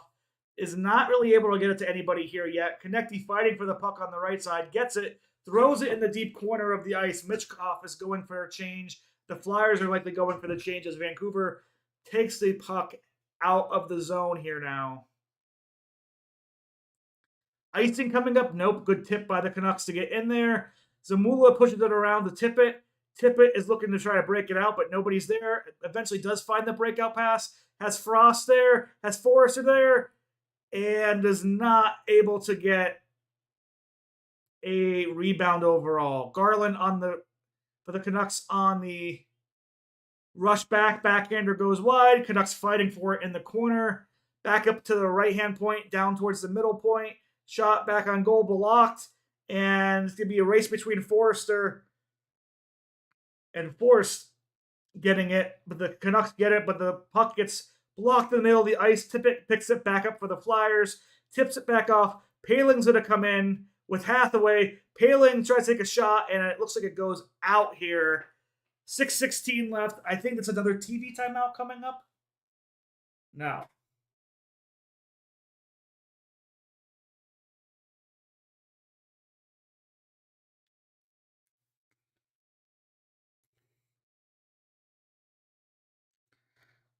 All right, 6:16 left. Offensive zone face-off coming for Paling here. Won by Paling and the Flyers. Puck out to the point. Bounced wide of the net, but nobody there to pick it up for the Flyers, so it's just lobbed out. Johnson bounced it down. They're going to call it a hand pass. So face off towards the center of the ice coming up next.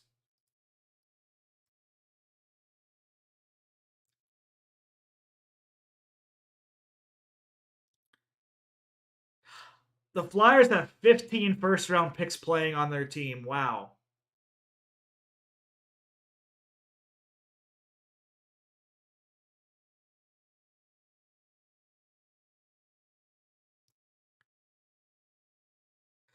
Paling again here on a face-off. Luger is going to be pushed out, maybe.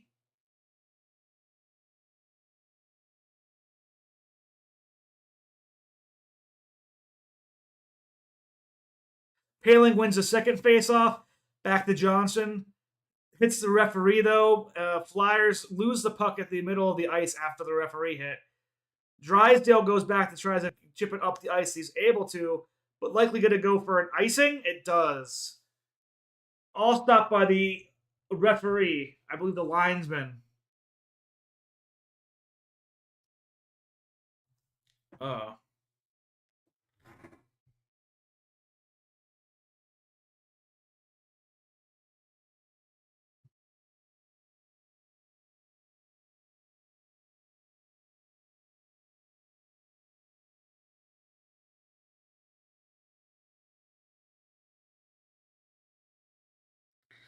Faced off on the offensive zone, won by the Flyers. They get it out. This won't be icing, but I don't know if it'll be good enough to get any type of change here as the Canucks pick it back up in the middle of the ice. Rushing on in, on side here, three apiece. Dumps it back down to the other side, the right-hand side of the ice. Back out to the point, looking for a shot, but it ends up passing it into the slot. Out to the other point, huge slap shot, misses it wide. Dumps it now down in the back of the ice, the Vancouver Canucks. Paling is still out there fighting.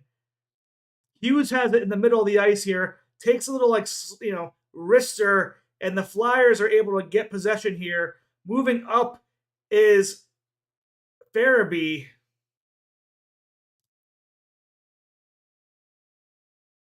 Great play by the Vancouver Canucks to break it out. Lachenko doing a great job making sure there's no breakout. He's giving the big effort tonight. Farabee tips it in. Vancouver has possession behind the net. 4:40 left here in the second period. And a tip down deep. Going to be picked up by York. And unfortunately, the Canucks pick it up after that. York is going to try and stop them here again underneath the net. Is able to do it. Goes out to, I believe that's Konecny, who lobs it up the ice. Michkov is there. Is not able to get control. Vancouver tries to tip it back in, but isn't able to. Michkov gets another hand pass by the Flyers, who are going in on a rush.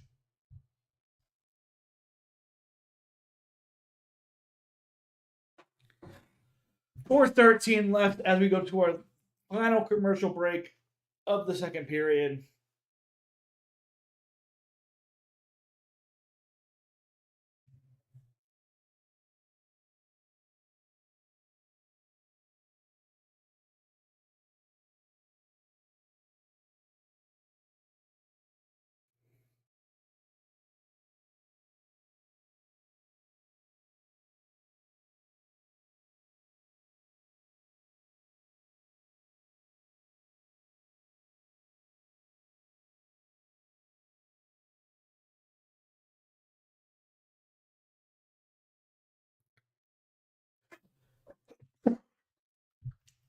Uh, Again, thank you to anybody who's showing up and chatting tonight. Anybody who's liked the stream.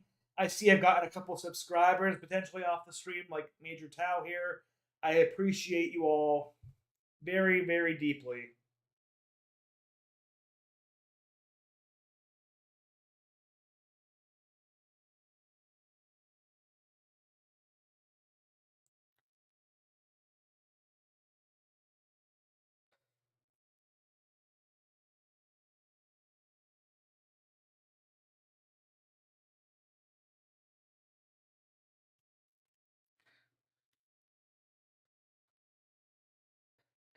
Getting back to the ice here, 4:13 left.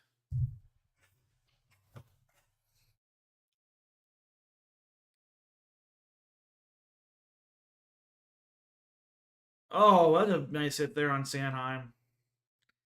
Let's see the Flyers try to even this back up in the second period here before the period ends. Come on, Philly.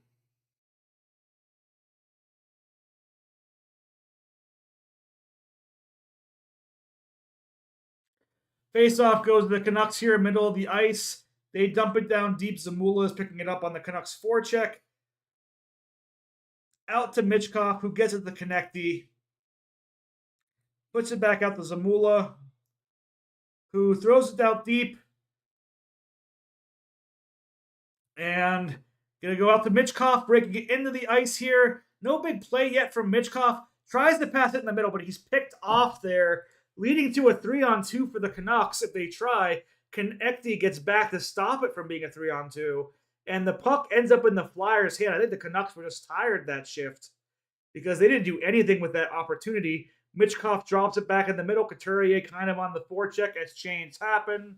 And the Canucks take the possession back out to the middle of the ice, tipped into the Philadelphia Flyers, and Harrison picks it up, passes it over to Sanheim, who puts it out to the middle of the ice. The Canucks pick it back up again, and it's behind the Flyers goalie with Pettersson picking it up for the Canucks. Frost back there working it. Frost almost getting it out there, and the Flyers ending up getting it to Tippett, who flips it up the middle of the ice. Checked by Frost. Canucks pick the puck back up in the middle of the ice, but the Flyers then get it again. Puck kind of jumping all around right now. Nobody really getting a good clear possession of it.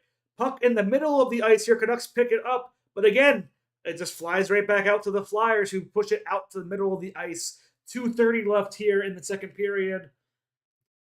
A check here by Poehling. A potential check there as well on Poehling from the Canucks. Hathaway is going to eventually find Lawton here. Lawton puts it out to Hathaway. Hathaway underneath the goal, moving around the cycle area, gets it back out to the point. Flyers finally getting some possession here. And Johnson gets it deflected out of the net. 2:14 left.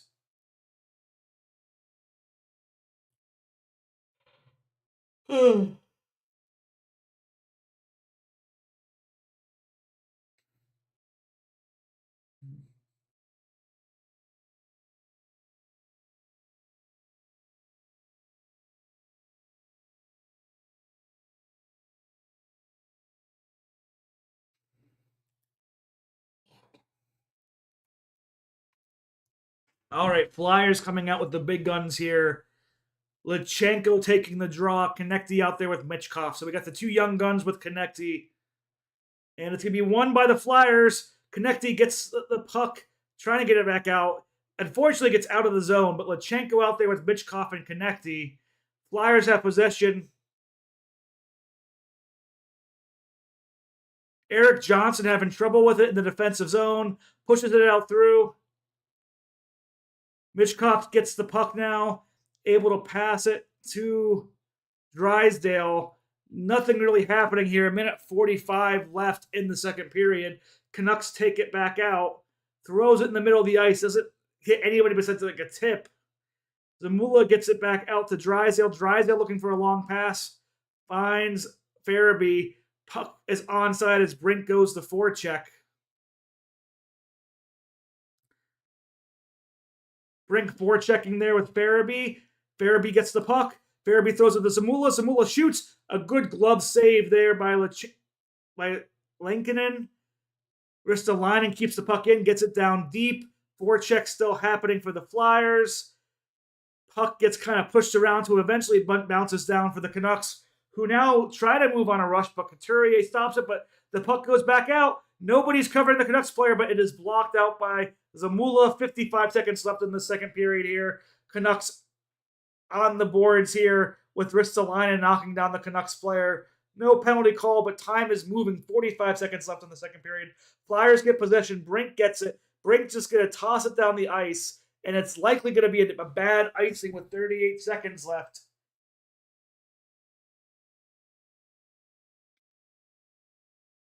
Flyers have had their chances this period, but they've missed easy opportunities to get a goal, and it's 2-1 Vancouver. 38 seconds left coming off an icing of the Flyers.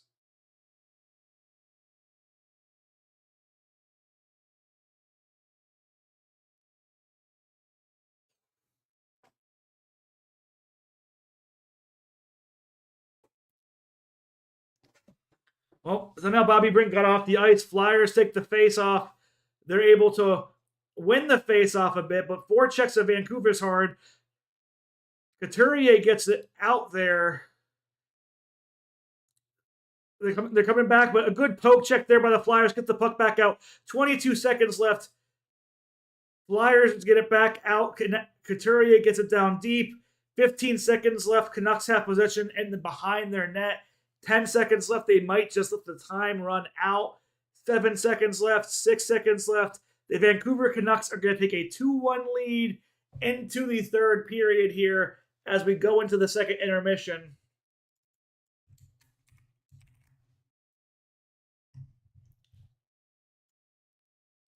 Flyers definitely got away with one there with allowing Konechny onto the ice. Brink was somebody who was definitely on. What we're going to be doing now for the period content is because I got to go to the restroom and I want to finish my dinner. I am going to be putting up one of my reviews here on the channel that you can go and find. An example of what my movie reviews may be like. So, enjoy this.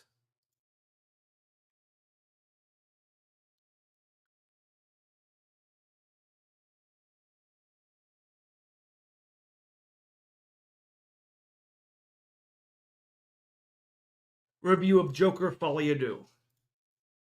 Joker Folie à Deux hits theaters this weekend, and its previous movie.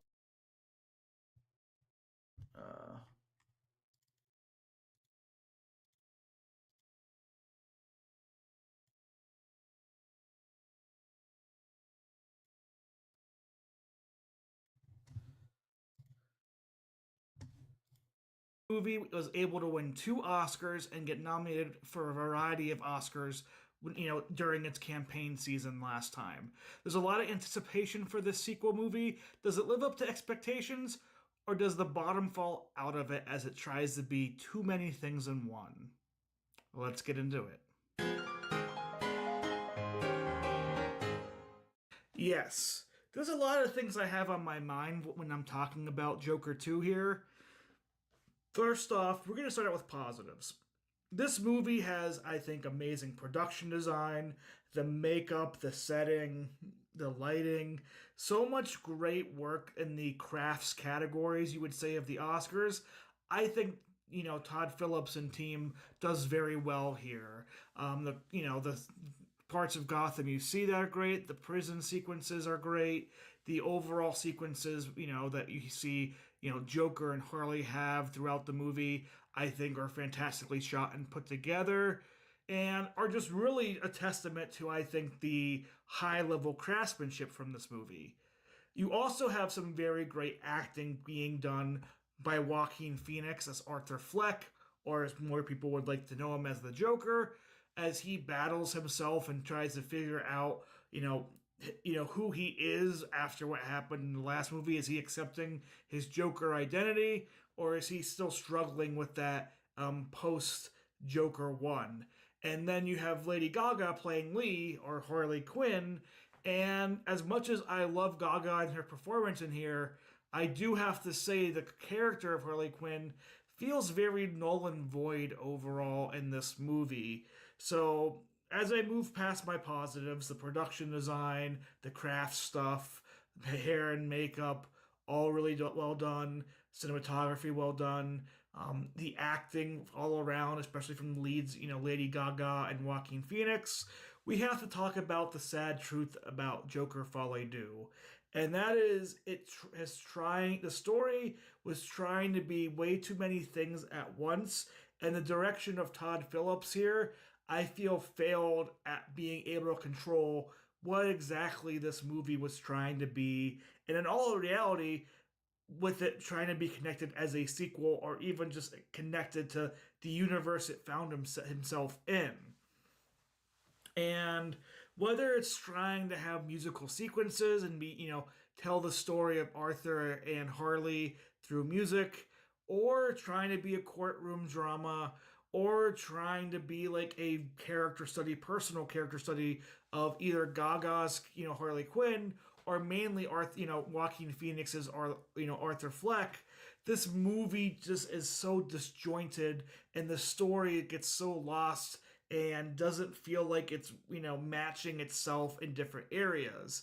I have to say, the first half of this movie, it wasn't like it was a great movie, but I was accepting the story we were getting in this first half. I was accepting the production design, and I was interested to see where it went. But I am sad to say the second half of this movie, especially as we get more towards the third and final act and the ending of this movie, I just found to be so disconnected and disjointed from what was being set up in the first movie and much of the first half of Joker Folie Deux. And it is really just became a point of just not enjoying the movie overall. The musical scenes, especially some of the extravagant musical scenes, I think could have been done in an interesting way, but they were just so poorly timed in and felt so disjointed from the actual plot and where we're at in the movie that they didn't really live up to their full potential in what I think Phillips' vision was.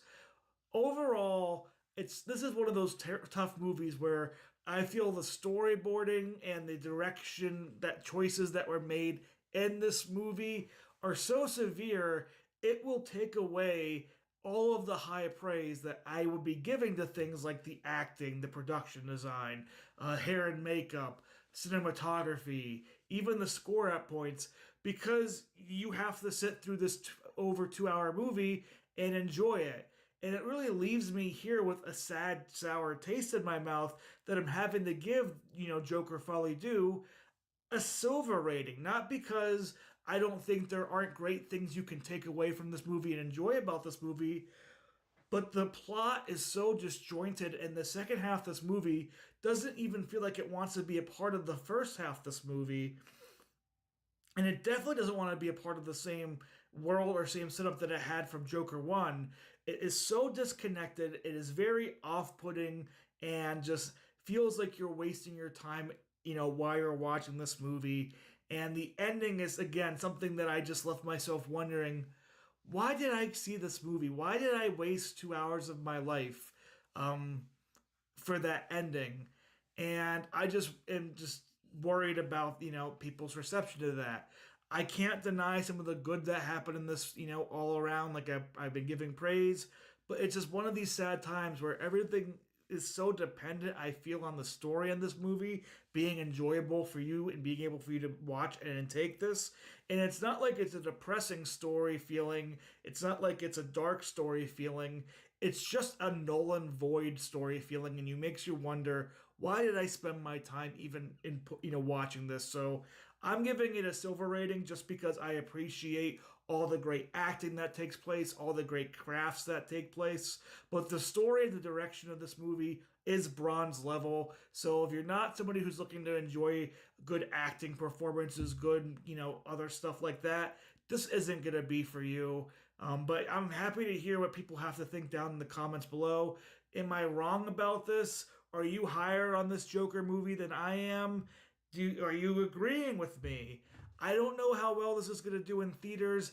It feels like a bummer of a movie, and not in a bummer of a... DreamWorks The Wild Robot hits theaters this weekend, and I gotta say, we may have a contender for new Best Picture of 2024. Let's talk about it. Yes, I went into The Wild Robot with very high expectations. It's holding a 98% critic score. The people that I know that have seen it have given it pretty big praise overall. And I'm happy to report all of that is valid and so much more.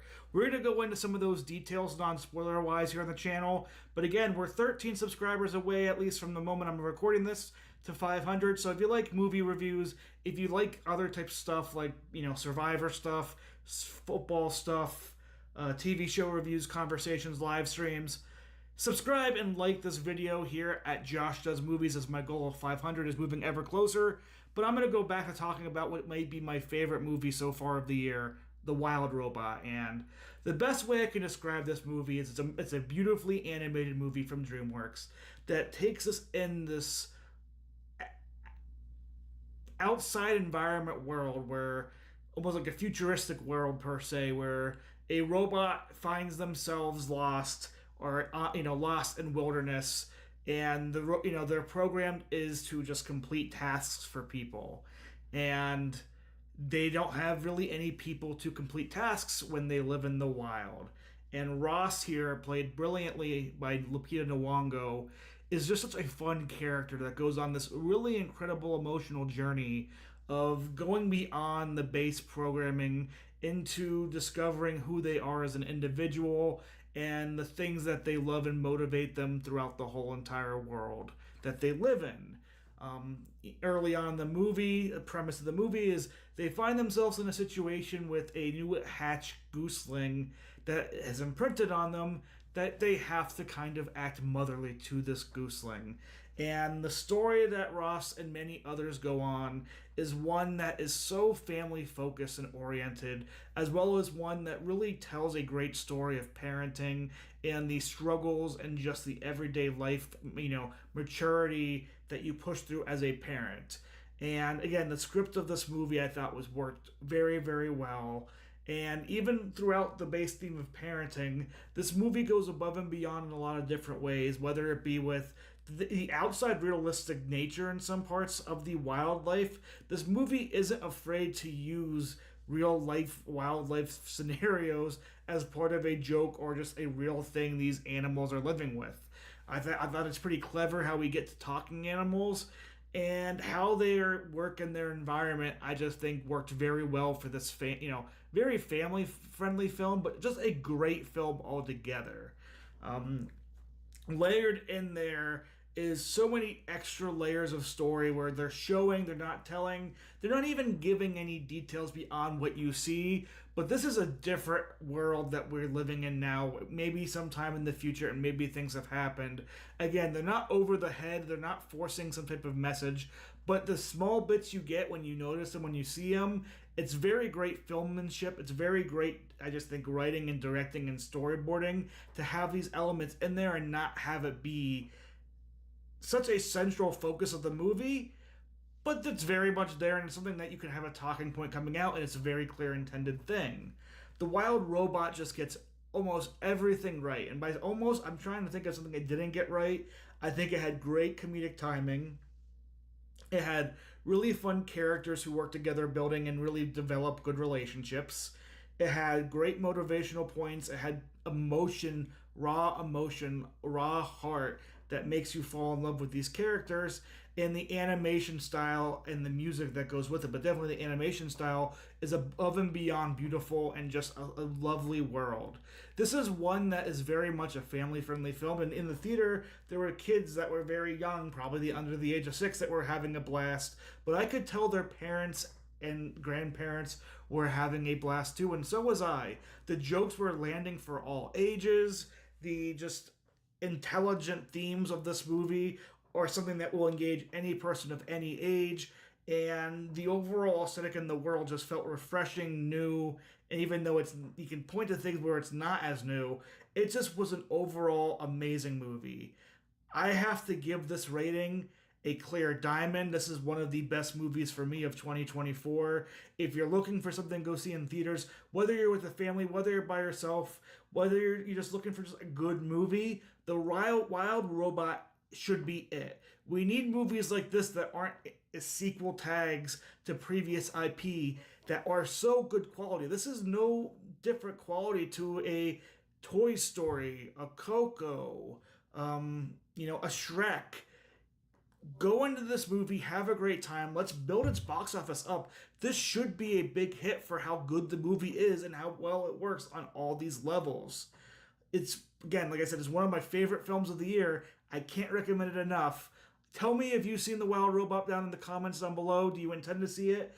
Again, this is non-spoiler review. I just want to come out here, sing the praises, because this movie was very, very, very good.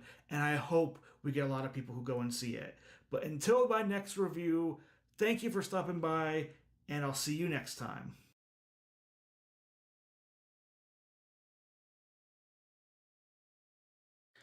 All right, we are going to get back here to the game, I imagine, soon. I'm just going to enjoyed my bathroom break, enjoyed all that stuff. So let me refresh and see if we get the Flyers Canucks game back up here. Hopefully, we're going to be starting the third period here soon. So I'm going to go ahead and just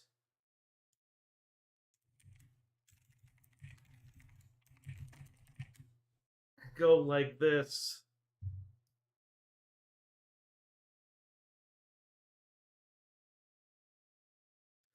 Third period, Flyers down by 1. They need a goal.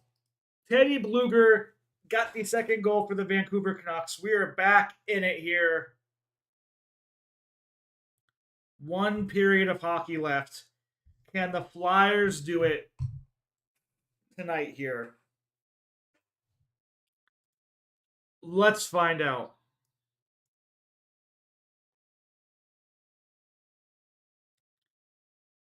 All right, we're going to commercial break. So, yeah, no, that was just if anybody stayed during the intermission, that's a sign of some of my more long form movie reviews.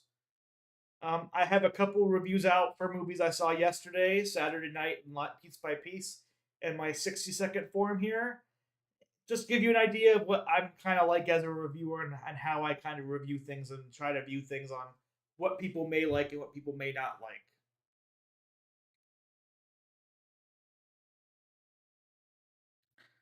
To the people who've subscribed during the stream, I'm up to 525, which is just absolutely amazing. Thank you so much to anybody who subscribed from here. That was, love the YouTube community and being able to support one another like this.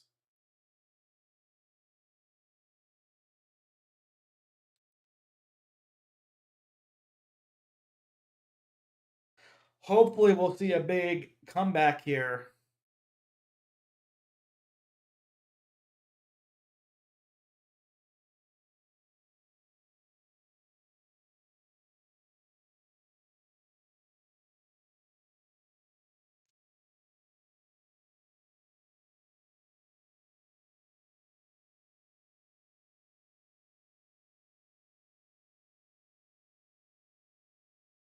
All right. Commercial break almost over, I'm guessing. Come on, Flyers. One more goal. tie it up. One more goal, take the lead, and get 2 points tonight. Wouldn't even mind one goal and an OT goal. Don't care if Vancouver gets 1 point tonight.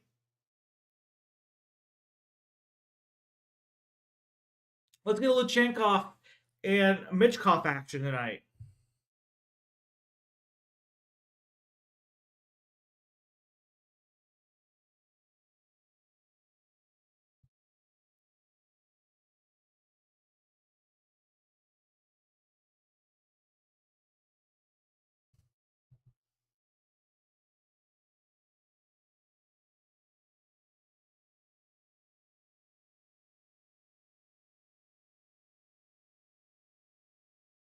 All right, we're coming back for this third period here.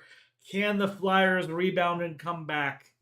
This is the question we all want to answer going into period number 3.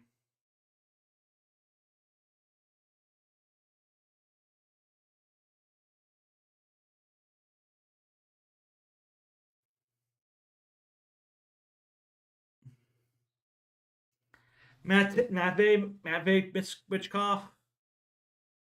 Come on.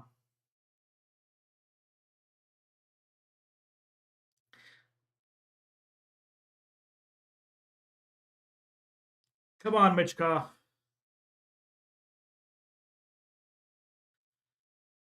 Face-off happening in the middle of the ice here to start this third and final period in Vancouver. Can the Flyers come back? We shall see. It's Frost, Michkov, and Konecny with Sanheim and York on the back end. Frost wins the face-off, gets it back to York, who turns it over in the middle of the ice. Vancouver rushing in, but Konecny gets it back up to Frost, who pushes it to Michkov, who it's an offsides play, and Konecny is able to stop himself from going offsides. And the Flyers take possession back. Some forechecking happens, and the Canucks just dump it back in deep. Cam York hits it up the ice. Frost hits it up the ice as well. Gets it over to Sanheim. He's pushing on here. He shoots, and it's in the glove of Lankinen. 36 seconds into this third period.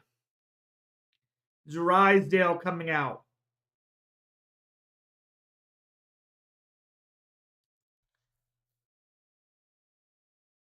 Big block from Drysdale in that first period.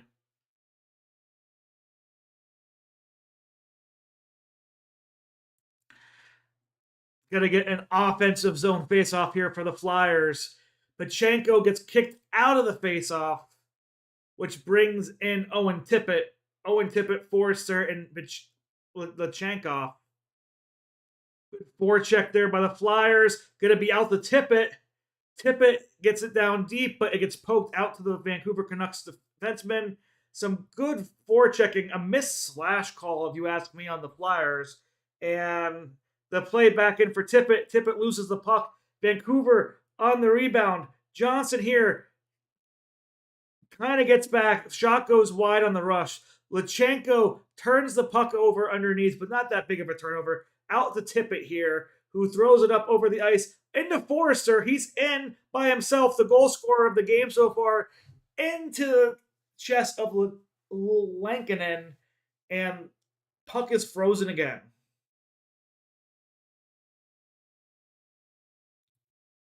Good stick there by Johnson to kind of stop that shot overall, but still a very big scoring opportunity for Vancouver on the rush. Couturier on the offensive faceoff, Brink and Farabee on this line. Puts the line and Zamula behind. And Farabee's going to pick up the puck, goes to the left-hand circle, up on the point to Zamula, over the wrist to Linen on the right-hand point, down to Brink, back down to Farabee, Brink up back to Zamula at the point. Zamula takes a shot in, rebound. Nobody kind of clears it, but the wrist to Linen keeps the puck in underneath to Farabee. Couturier kind of in the front of the net. Farabee on the right-hand side now at the circle. Moving up has Ristolainen cutting in the slot. Farabee takes a shot, but it's blocked. He gets the puck right back. but Vancouver's able to take possession off a chip, and they're moving down the ice. It's almost a 3-on-2. Puck goes across. Shot deflection up high over Eriksson, and the Flyers get the puck back, but the forecheck of the Canucks stopped them from getting it most likely. Brink is fighting hard, but the Canucks get it as the Flyers are changing. They're going to dump it down deep, and now the Canucks are changing themselves. Flyers possession starts again here. It's going to be Ristolainen down to the ice with a Lawton. Chip play, goalie play on the backside. Defenseman for Vancouver falls down. You have Hathaway and Paling playing in the corner. Lawton's in the slot of the ice. He tries to get the puck, chips it down deep to about the circle point, where it looks like Sanheim picks it up. Now over underneath the puck to Hathaway, takes over to the right circle point. On the Paling, Paling throws it in the front, finds his way off, and is that a goal? That looked like it was a goal. They say it was off the crossbar, but I thought that was a goal for the Flyers. Vancouver on the rush back. It's 4 back for the Flyers, so no real scoring chance available. Vancouver, it is a goal. They're calling it a goal. We have a delayed Flyers goal.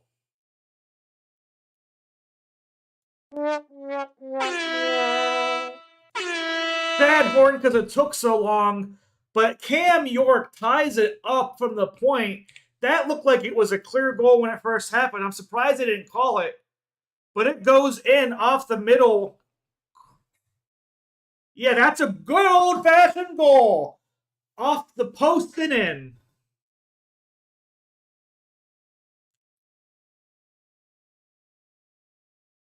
Yep, it's in the net.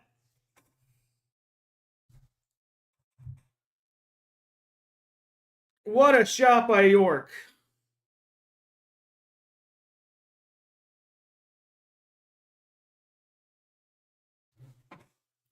First goal of the season for Cam York, and the Philadelphia Flyers have tied this game up. 17 minutes left, 17 shots apiece, and 2 goals apiece here in the third period. And the Flyers taking it on the rush here. It's going to be Frost throwing it in, almost like a wraparound Michkov there as the goalie ices it. What a energetic buzz coming from these Philadelphia young Flyers.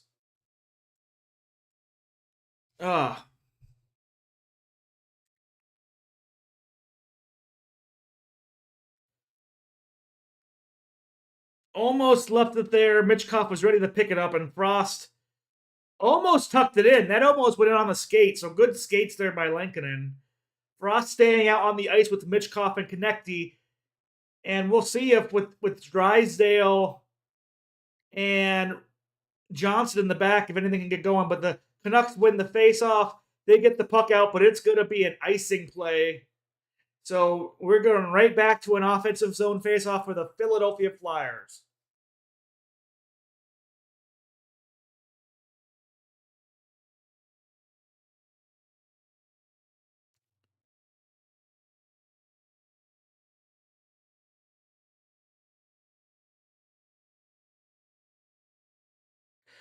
Frost again on the offensive film face-off, but it's won again by the Vancouver Canucks.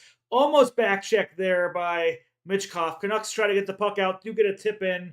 They're going to have a forecheck moment. Drysdale going up, but the Canucks are picking it up and through, moving it back out to the right-hand point. Shoots at the net. Rebound happens up. Nobody really gets it. A shot kind of happens. Eriksson eventually covers it, and a lot of opportunities there for the Canucks. Some fists potentially being thrown by JT Miller and Johnson, and the play is dead here. 16:34 left. I don't think we'll get any penalties, but this game is getting chippier.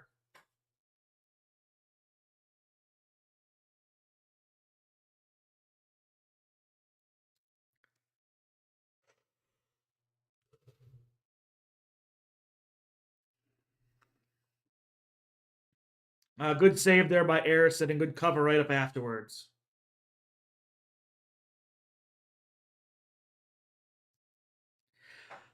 Defensive face-off with the Flyers to the left of Eriksson. It's going to be won by the Canucks back out to the point, out to the left point. Throws it on a slot pass, but good block by Ristolainen. Going to be back out to the point. Down deep for the Canucks. They're moving back around. Up to the right-hand point again. Slap shot coming up through. Rebound but looks like Ristolainen's there. Puck goes out to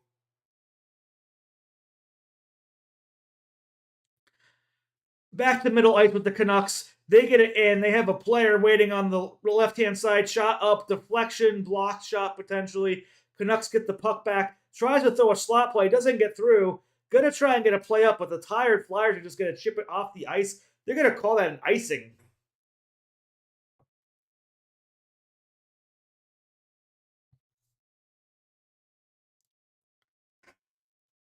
Ah, fun, fun third period start here.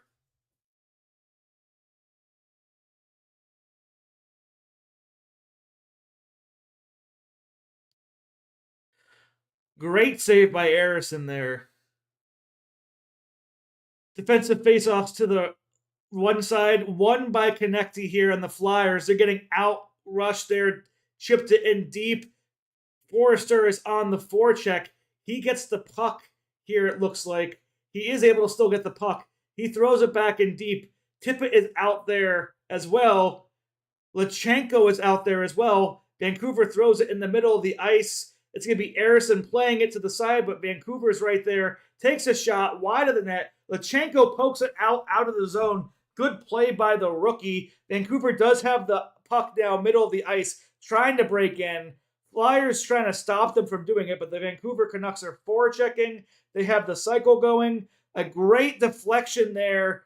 I think that might be Lachenko again. It was Lachenko again, stopping a play. Shot from the point up over Harrison. Flyers get the rebound. Johnson's trying not to ice it. He does not, and the Flyers are changing. Vancouver looking for a quick pass up the ice. They're able to get it back in the zone very quick with one of the Hughes brothers here. Over to the right side. Great block by Erik Johnson to stop the flat pass. It's a shot from the point there from Hughes. Doesn't go anywhere. Flyers are in trouble. Drysdale going down through a block shot off a one-timer attempt. We're going to be in the middle point. A good tip there by the Flyers. It's going to be moved out by Hathaway. Flyers may have numbers here. They're crashing the net. They're throwing a shot, and it's a great glove save by Lankinen.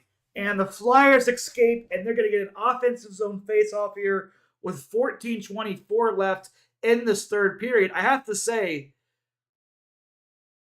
Lachenko made a lot of great defensive plays that last shift, just stopping a couple slot passes from giving in big opportunities for the Canucks. So those are plays that might go unnoticed in some ways, but really overall, and a great shot here by Lott and a great save as well.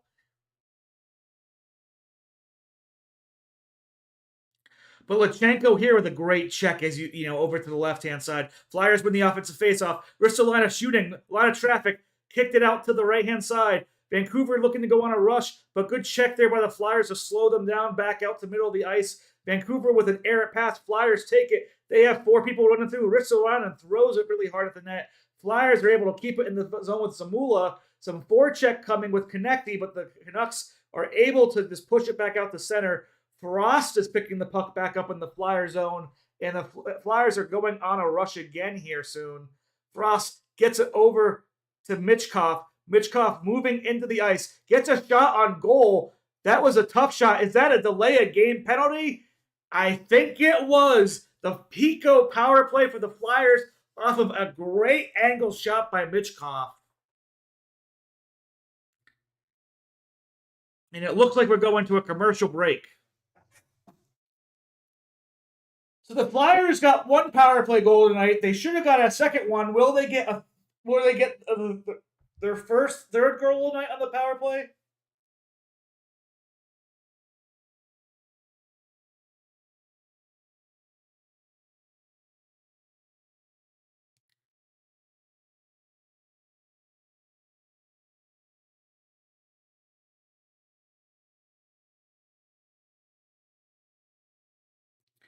That's a good off-angle shot by Michkov.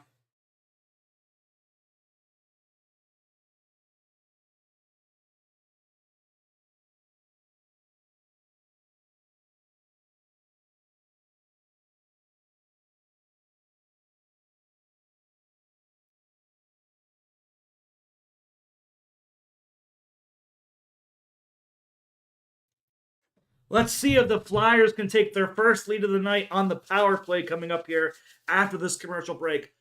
They survived a little rush there by the Canucks. There's a chance they can bury one here and get their third goal of the night and start putting their defensive clampers on this game.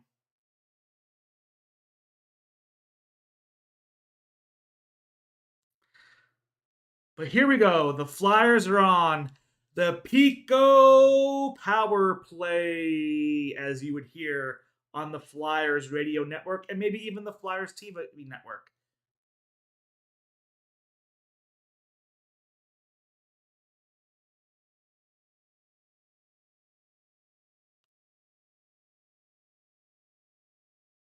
Here we go.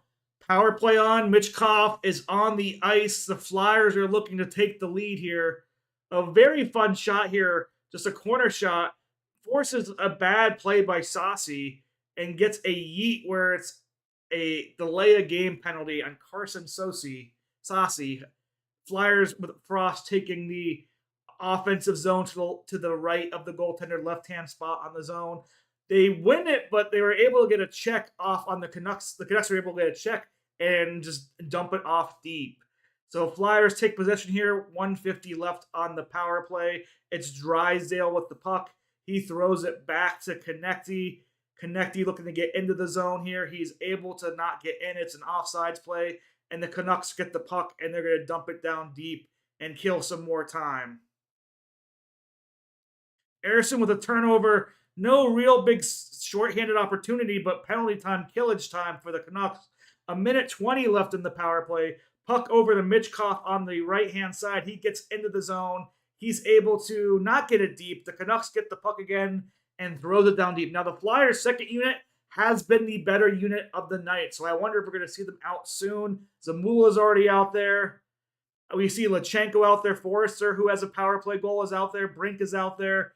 Puck goes in, kept in by Zamula, goes around the outside. Forrester on the other side. Power play umbrella set up.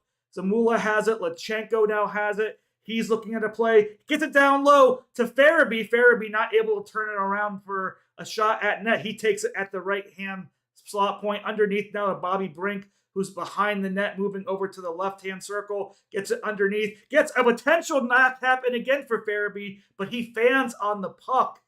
And the second unit just looks very, very good. If I were getting another power play tonight, I would start the second unit as the first unit. Lachenko gets it back up quickly to Farabee. Farabee to Brink. Brink going in. Brink shoots. A great save by Lehkonen. And this second unit once again getting a great scoring chance. A great pass in there by Lachenko. And Brink and Farabee going in and making a big play. But there's 5 seconds left on the power play. And the penalty kill for the Canucks wins again. Paling's going to dump it down deep. Hathaway's on the ice. Played by the goalie here. Lawton almost gets to the puck while the goalie's out of the chains. Going to cycle it around. Flyers are looking to get this puck. Looks like Hathaway's trying to fight for it. Miss cross check potentially there. Nope, they catch it. And now it's the Vancouver Canucks' turn to try to get their first power play goal of the night. And that was Cam York on the cross check at the blue line of the Philadelphia Flyers.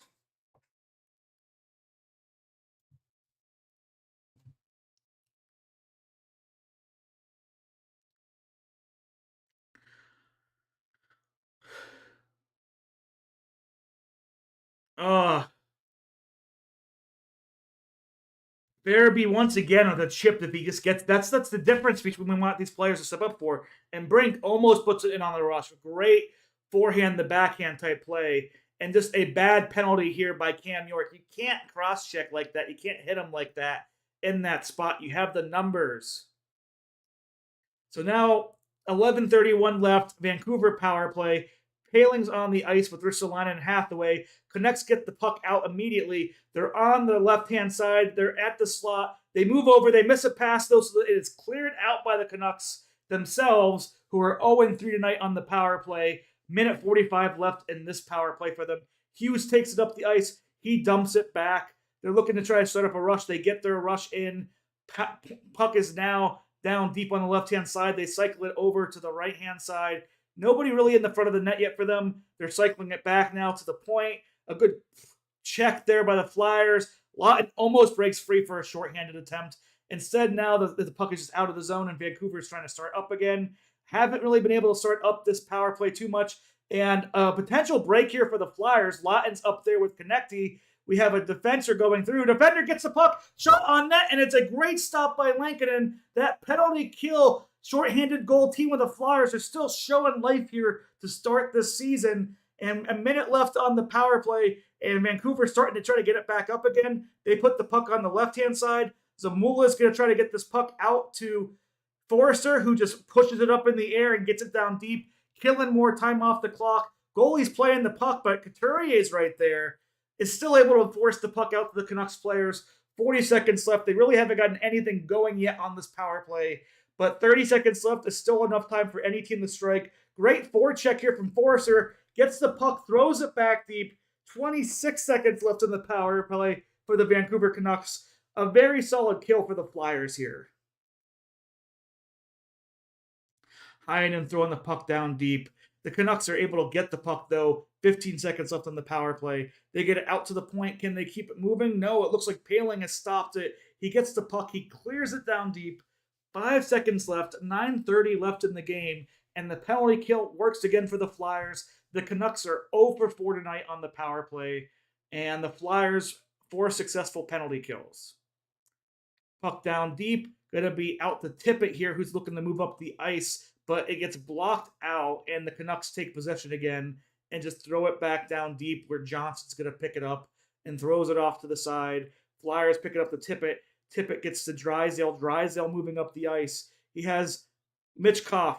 Michkov makes a great move, shoots, rebound. It's up. It's there. It's going to be scramble. Michkov has the puck now behind the net. Michkov looking for a shot, looking for a goal. He almost got a goal there with the Flyers, and it's going to be an icing on the Vancouver Canucks as Michkov, Tippett, and I don't know who else was with them on the ice. Lachenko almost broke this game open for the Flyers. Great goaltending by Lankinen, but the rookie duo with Tippett just about put the puck in the net. Beautiful play by Michkov here. Great save again.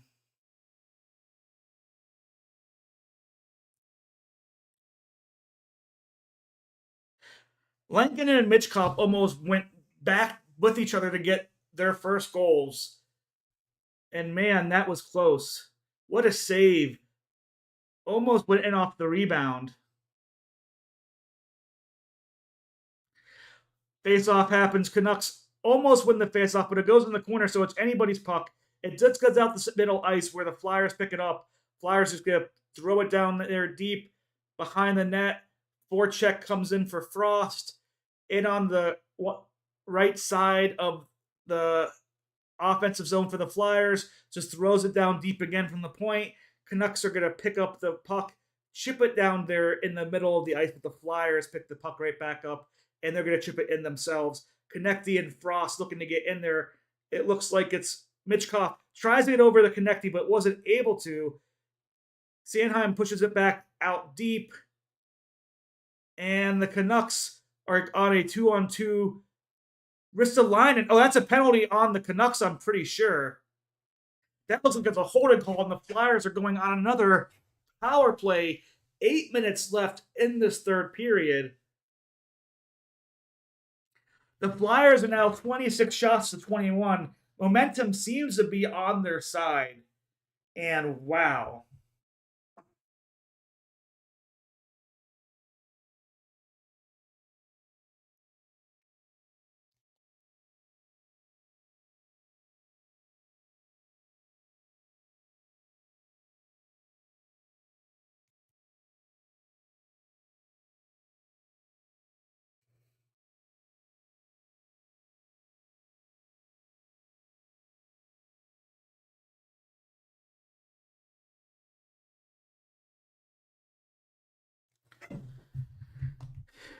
Can the Flyers pick up a goal here? That's the question that's going to be asked.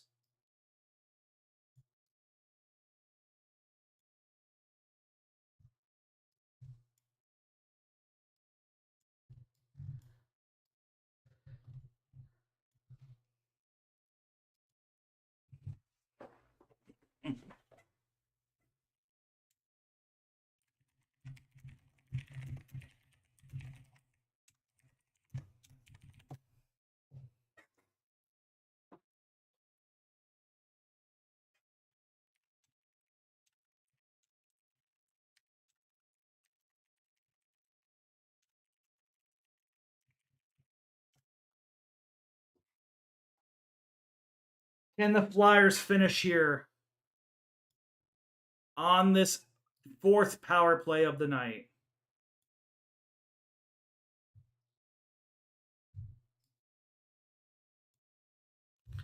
Gonna find out here. 8 minutes exactly left in this third period in the beautiful city of Vancouver, as I'm seeing on the screen right now.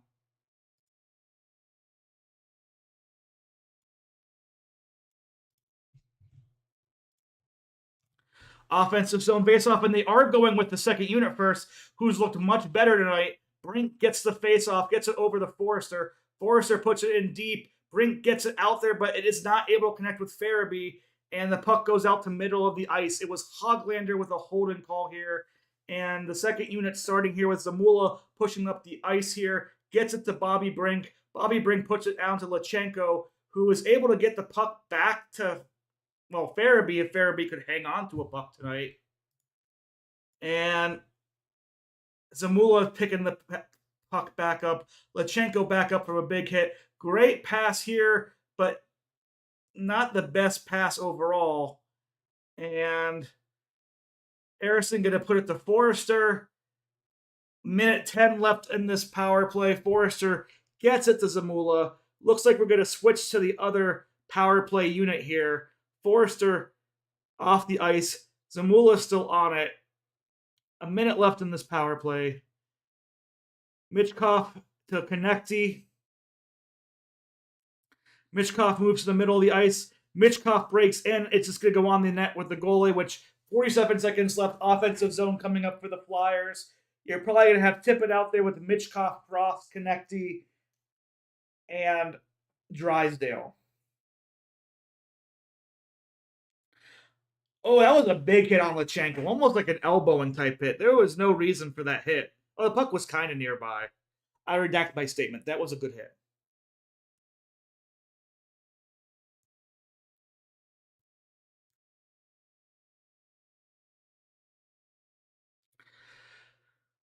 Face off to the right hand side of the goalie. Frost wins it back to Drysdale. Drysdale, the middle point, puts it off to Michkov on the right circle. Down to Frost, who now goes up to the right circle. Michkov goes down underneath. Michkov down underneath. Michkov throws it to the front of the net, and it did not go in. Lankinen stops him, but a fun play there by Michkov, looking for his first ever NHL goal here on the power play. 32 seconds left on the power play. 6 minutes and 32 seconds left in the game. And Michkov really went, ooh, that was almost over the shoulder.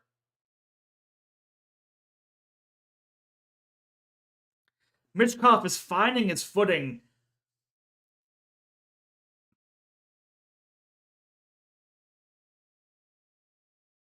All right. Same position for the face-off, it looks like, potentially. Frost at it again. Can they win another face-off? They can. Back to Drysdale, but they're going to call interference on the Flyers. No, tripping on the Flyers.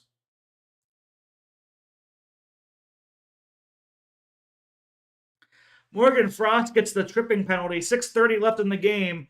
30 seconds of 4-on-4 before we get a minute 30 power play for the Vancouver Canucks.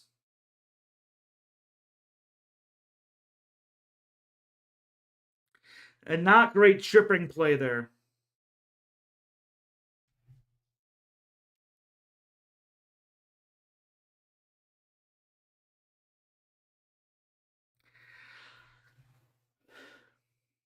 Big moment here in the game for the Flyers and the Canucks.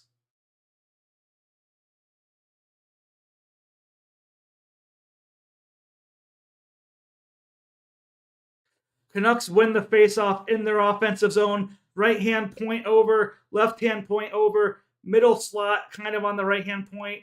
Mishandled a bit, but they get the puck underneath. 17 seconds left, 4-on-4 before it becomes a power play. Back out to the point, right hand side point. Shot just collected by Harrison. 9 seconds left, 4-on-4.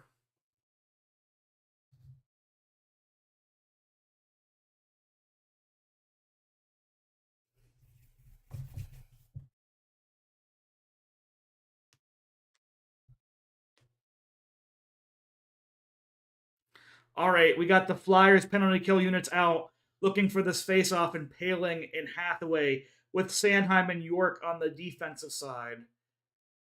9 seconds left until the power play starts for the Vancouver Canucks. They win the face-off. They get the puck out to their middle point, over to the right-hand point. Power play is going to start right now. Minute 30 left.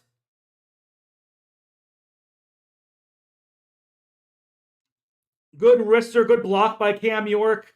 And he gets the puck out as well. The Flyers get a big movement here, trying to get the puck back in. Changes kind of happening on the penalty kill behind.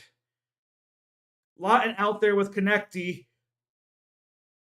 Canucks in their power play umbrella out to the middle where there's right-hand point side. Tries to get it underneath, but the Flyers deflect it over to the right-hand side.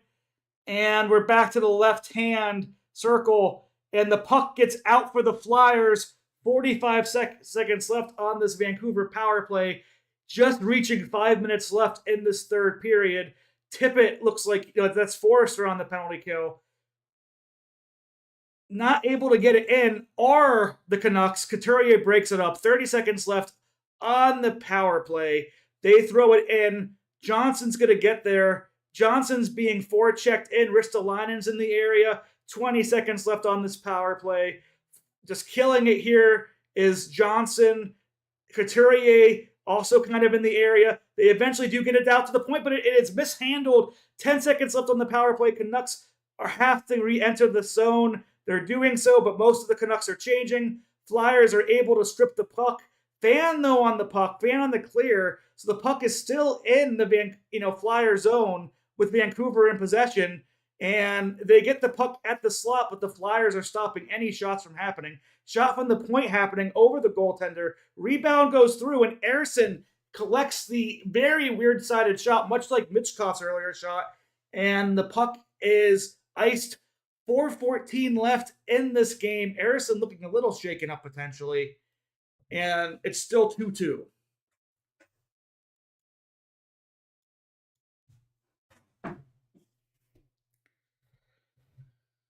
Whew.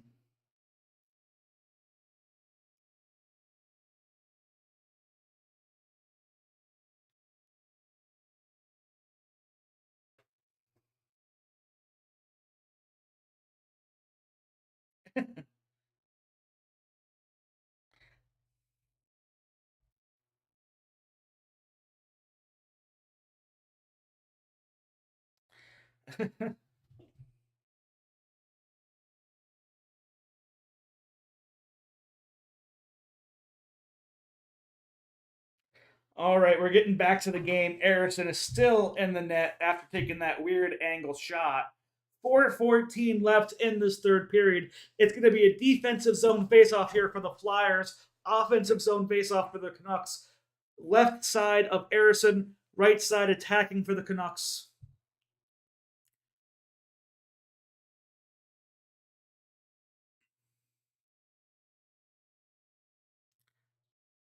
Here we go. Faceoff goes to the Flyers. They're trying to get the puck out, and they do. It's going to be going out to Lawton, who chips it down deep to Hathaway, who gets the forecheck going there, gets the puck collected. Are they going to able to start the cycle? It looks like they are, but an errant pass throws it all the way back to Ersson, and the Flyers have to start from brick one again. Bad turnover here. The Canucks shoot a rebound that isn't collected by anybody besides Ryan Paling, and a dangerous play allows the Canucks a shot opportunity, but no goal allowed. They chip the puck in themselves. It's going to be collected by Drysdale, who takes a little bit of a hit here. Canucks get the puck back. They're at the point. Shot goes up high, backhand shot goes high. They're behind the goal, try to make a play in the slot, but it's picked up by Travis Konecny. Travis Konecny gets it out to Morgan Frost. Morgan Frost is not able to make the play happen with that. Canucks take back control, going in the middle of the ice. Drysdale with good position allows Johnson to knock it out. Michkov is not able to get the puck out, though. It goes out to the point of the Canucks, but points again for the Canucks. Johnson looking to stop the play. He's able to do it. Puck bounces to the left-hand side of the Canucks zone. They take it back out to the left-hand point, more in the middle point. Now almost the right-hand point. A nice blocked shot there, I believe, by Michkov. Drysdale underneath is able to, with the help of Frost, to get this puck out. And we're going to get a little bit of a Flyers change here. And now the Vancouver Canucks are going to change. And the Flyers are looking to get out quick. It's going to be Tippett. Tippett gets it down to Konecny. Konecny. Lachenko fans on a shot, but it's able to get the shot right back. Puck right back. He just dumps it down deep. There's 2 minutes left in this game. Flyers puts it deep, but they're delayed offsides. 2 minutes and 10 seconds left in this game. Nobody has broken out a lead after the Flyers tied it up here in the third.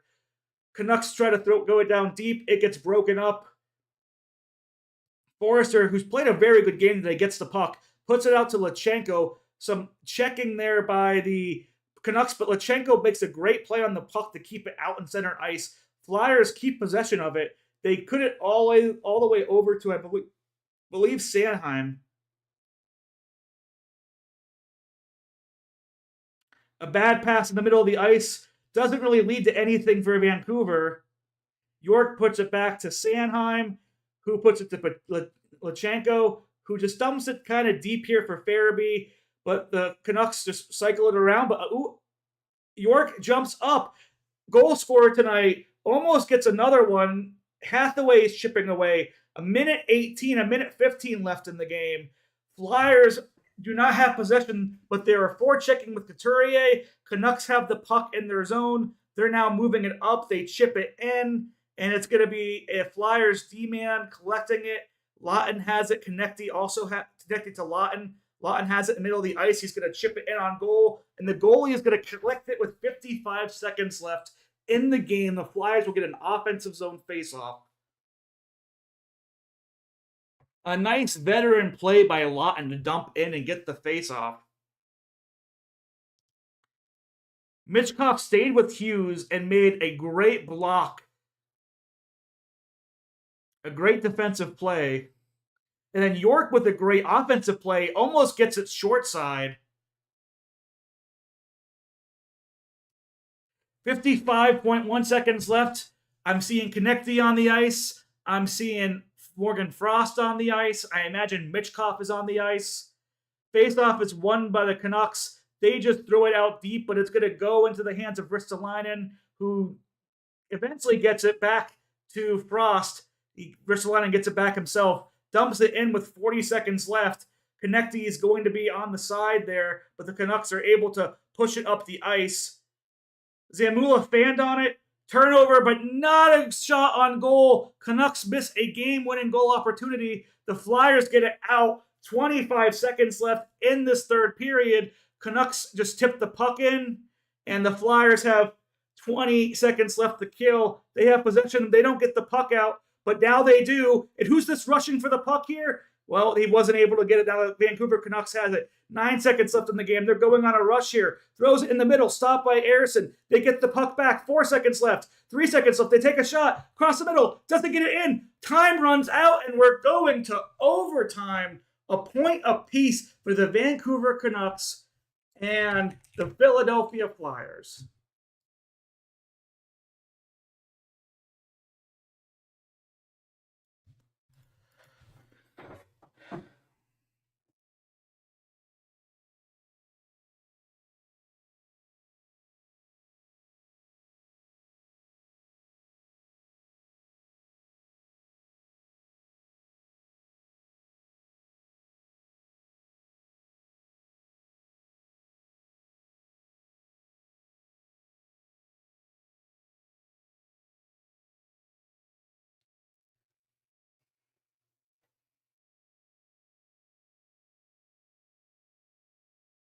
So we're going into overtime, 3-on-3 for 5 minutes here, which I think the Flyers will have the advantage of.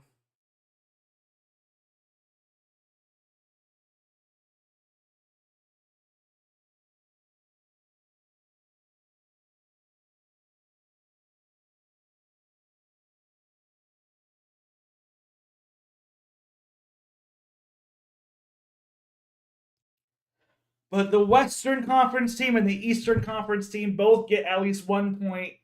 A successful point gotten for the Flyers here. And can we get like a Michkov or Lachenko endgame goal?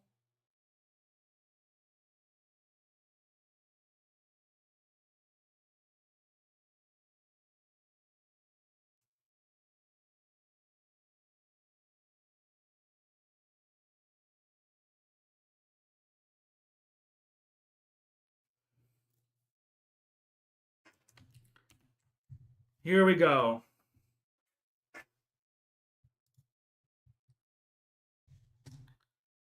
3-on-3.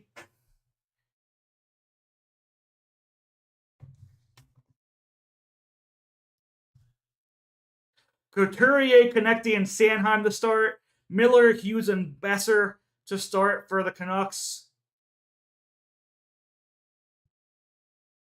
Let's go, Flyers. The Canucks win this first draw. They're going to go back.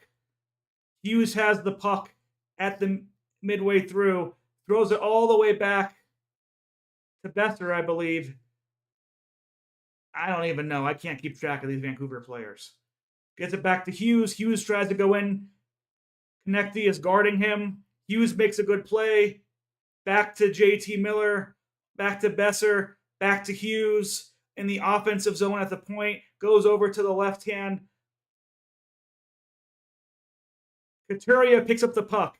He has Sanheim moving. They're just going to get it back to Konecny. Konecny moving on in. Konecny takes a shot. I don't like that because it gives the Canucks back the possession, and they got the possession again here. 4 minutes left. It's going to be Hughes on the puck in the back. You have Frost and Michkov on the ice for the Flyers with looks like Drysdale. Hughes is still on the ice from the very beginning. He's going to go off the ice now. No, he's not. He's staying on the ice again. Pettersson has it. Roenick is on the ice now for them. They're going to try to get to Hughes. Hughes does not get the puck. It's going to be Michkov with the puck moving up the ice. And it's going to be up the ice to Drysdale to Frost. Frost out to Michkov. Michkov over to Drysdale. And now it's Flyers time with the puck. And they're going to make a change here. Likely change all of their guys. Forrester and Tippett on the ice with Drysdale. Tippett throws it in just high of the goal. He puts it out. Drysdale takes it back. Drysdale almost turns it over, but he gets it back again. He is being roughed up. He's probably tired. It's a delayed offsides, and it's even worth just taking that offsides call.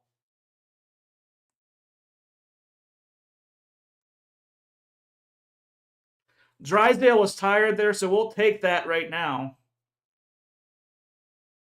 But Tippett almost had this one wired. Oh my. That was ripped like a ticket.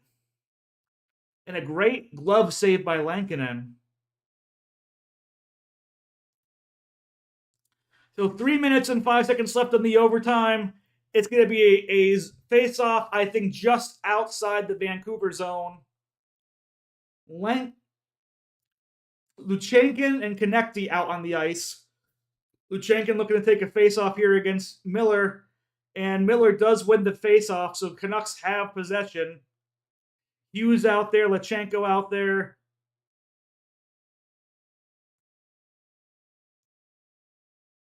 Miller coming on in. Miller gets the shot, but it's a great save by Ersson. Konecny looking through, looking for Lachenko. Lachenko sprinting for the puck. Out of the goal is Lankinen. He gets the puck easily out to the Canucks players. Vancouver with the puck again. Garland moving on in. Besser has the puck now. Hughes has the puck at the point. And the puck almost lost, but Canucks are going to potentially get it. And it's not out of the zone, it's out of the zone, thank goodness. But the Canucks still have possession. Still really can't get anybody off on the Flyers. 2 minutes left in this overtime.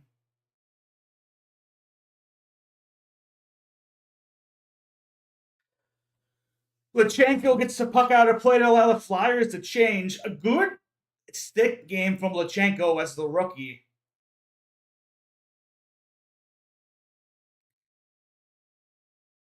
Yeah, not a high stick, but a stick to the face. Those hurt. But he went out for the play, so we appreciate Cam York's effort. 1:58 left in this overtime period, 3-on-3.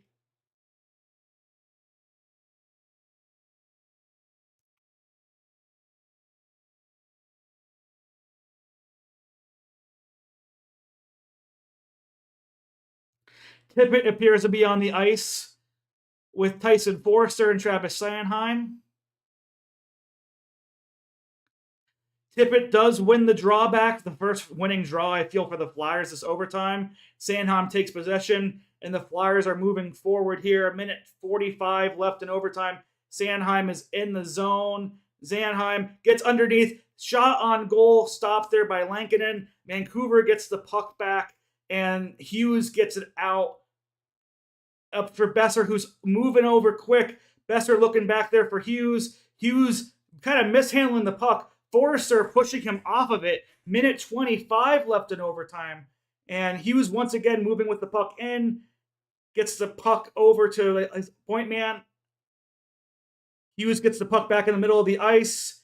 Looking maybe for a shot here. Going down his backhand, forehand. Looks underneath. Pass goes up. Great defensive play there by Sanheim. And it's a minute 5 left in the 1 minute left in overtime.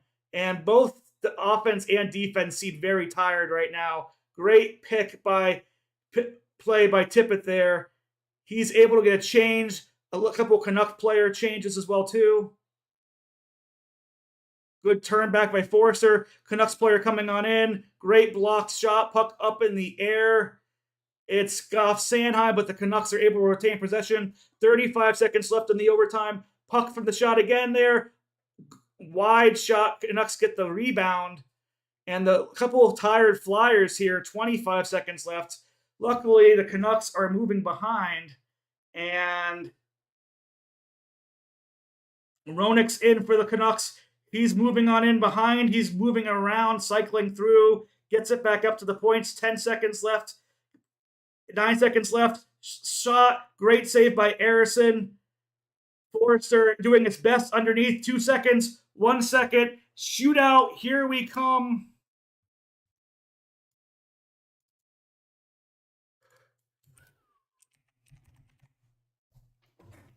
Sanheim and Forrester get Ironman awards for that shift there at the end. 2 minutes on the ice, 3-on-3. Forrester first star no matter what, in my opinion. Forrester first star, in my opinion, no matter what.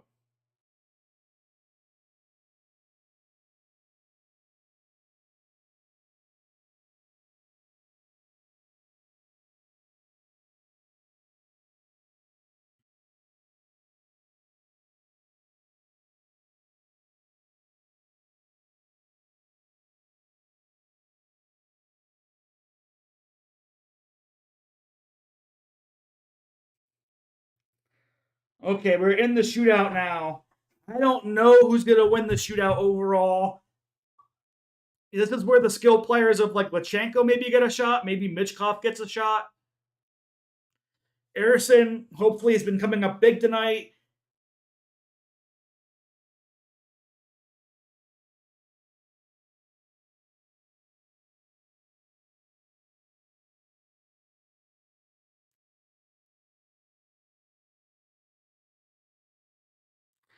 Here we go in the shootout.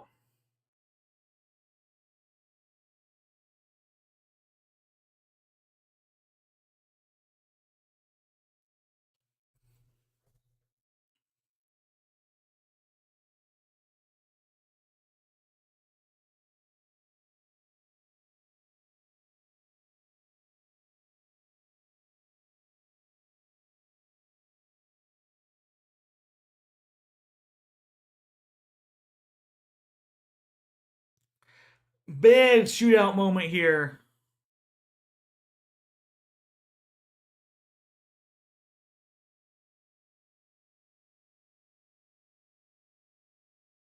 The Canucks are shooting first. Flyers are shooting second. It's going to be, I believe, JT Miller here for the Vancouver Canucks first. Here he comes down the middle of the ice. He moves over from the very far left side. He's at the circle, moving on in up now. Eriksson gets the stop. He was on the butterfly very quickly. Backhand fails. Flyers chance to take a shootout lead here. But JT Miller was very slow there. Couturier is going to hit the first penalty shot for the Philadelphia Flyers. Can the captain bury it here on Lankinen? Here comes Couturier. He takes the puck in. He's on the right-hand side.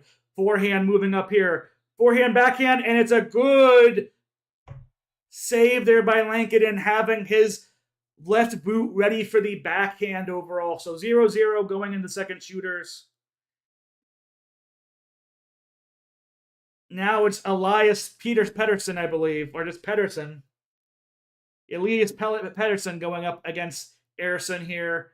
He's going to take the puck now, and he's moving over towards the right-hand side for him, much like Couturier did, and he is stopped by Eriksson, is not able to get the puck up and over, and it's the Flyers' chance once again to take a shootout lead. Is it going to be Konecny? Is it going to be Frost or Michkov? Great blocker movement there by Sam Eriksson, and it's going to be Michkov in for the shootout. Can the sensational rookie give the Flyers a lead here? He goes on in. He's moving to the left side on his forehand. He's towards the middle side of the puck. He goes in. He gets off and is not able to hit the 5-hole. Lankinen stops him, and we're moving to the third shooters tied 0-0. Both goalies continue to be stone walls tonight. Almost squeaked it through. Almost squeaked it through the 5-hole, but the stick got there just in time. DeBruska's coming in, left-hand side. He's coming in fast. He's coming in strong, and he scores on the wrister, right above the right-hand blocker for Eriksson. Vancouver now has the save to win. He just went in fast, and he went in and shot.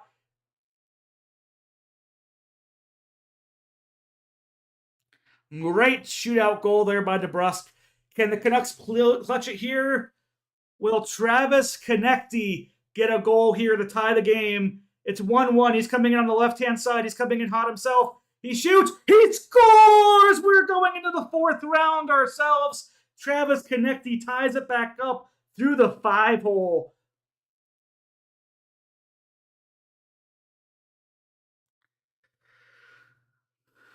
So we're tied 1-1 now going into the fourth round.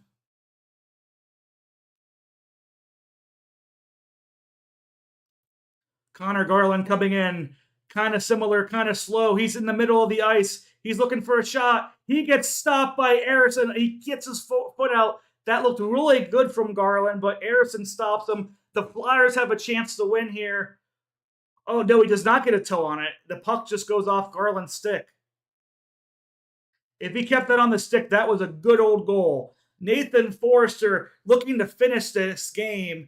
First star in my mind, no matter what, for me as a Flyers fan. Coming in on the right-hand side, more towards the middle, takes the shot, and it's saved by Lankinen. He didn't really know where it was, but it was not in the back of the net.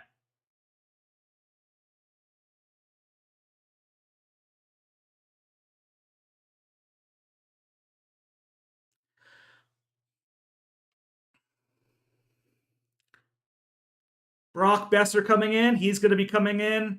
He's moving to the right-hand side overall. Now moving towards the middle. He's going pretty slow. Takes a shot, and Eriksson blocks him away. Flyers have a chance to win it another time. They have Tippett coming out probably soon. They have Frost as an option.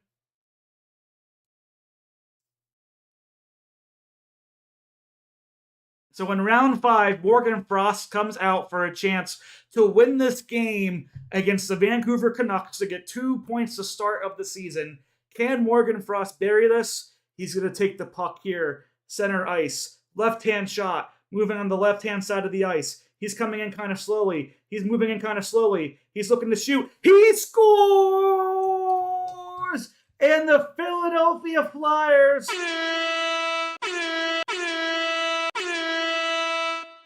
are able to win 3-2 against the Vancouver Canucks tonight.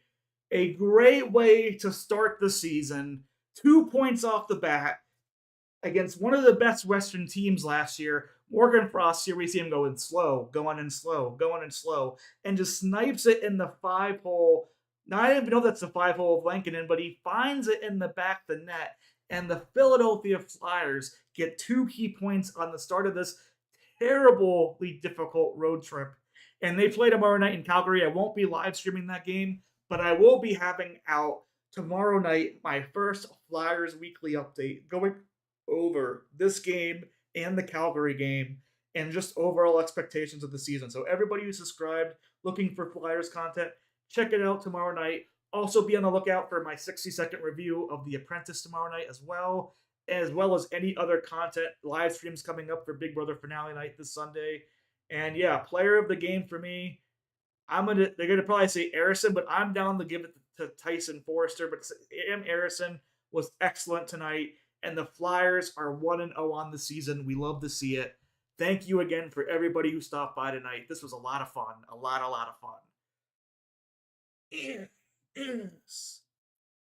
But I gotta go record some other stuff to come out tomorrow, like with Big Brother and stuff. So, yeah, it was fun. 1-0 Flyers. We love to see it. But I'll see you all tomorrow night for the Flyers weekly update. And yeah, I see a lot of good stuff happening for the team this year. I do.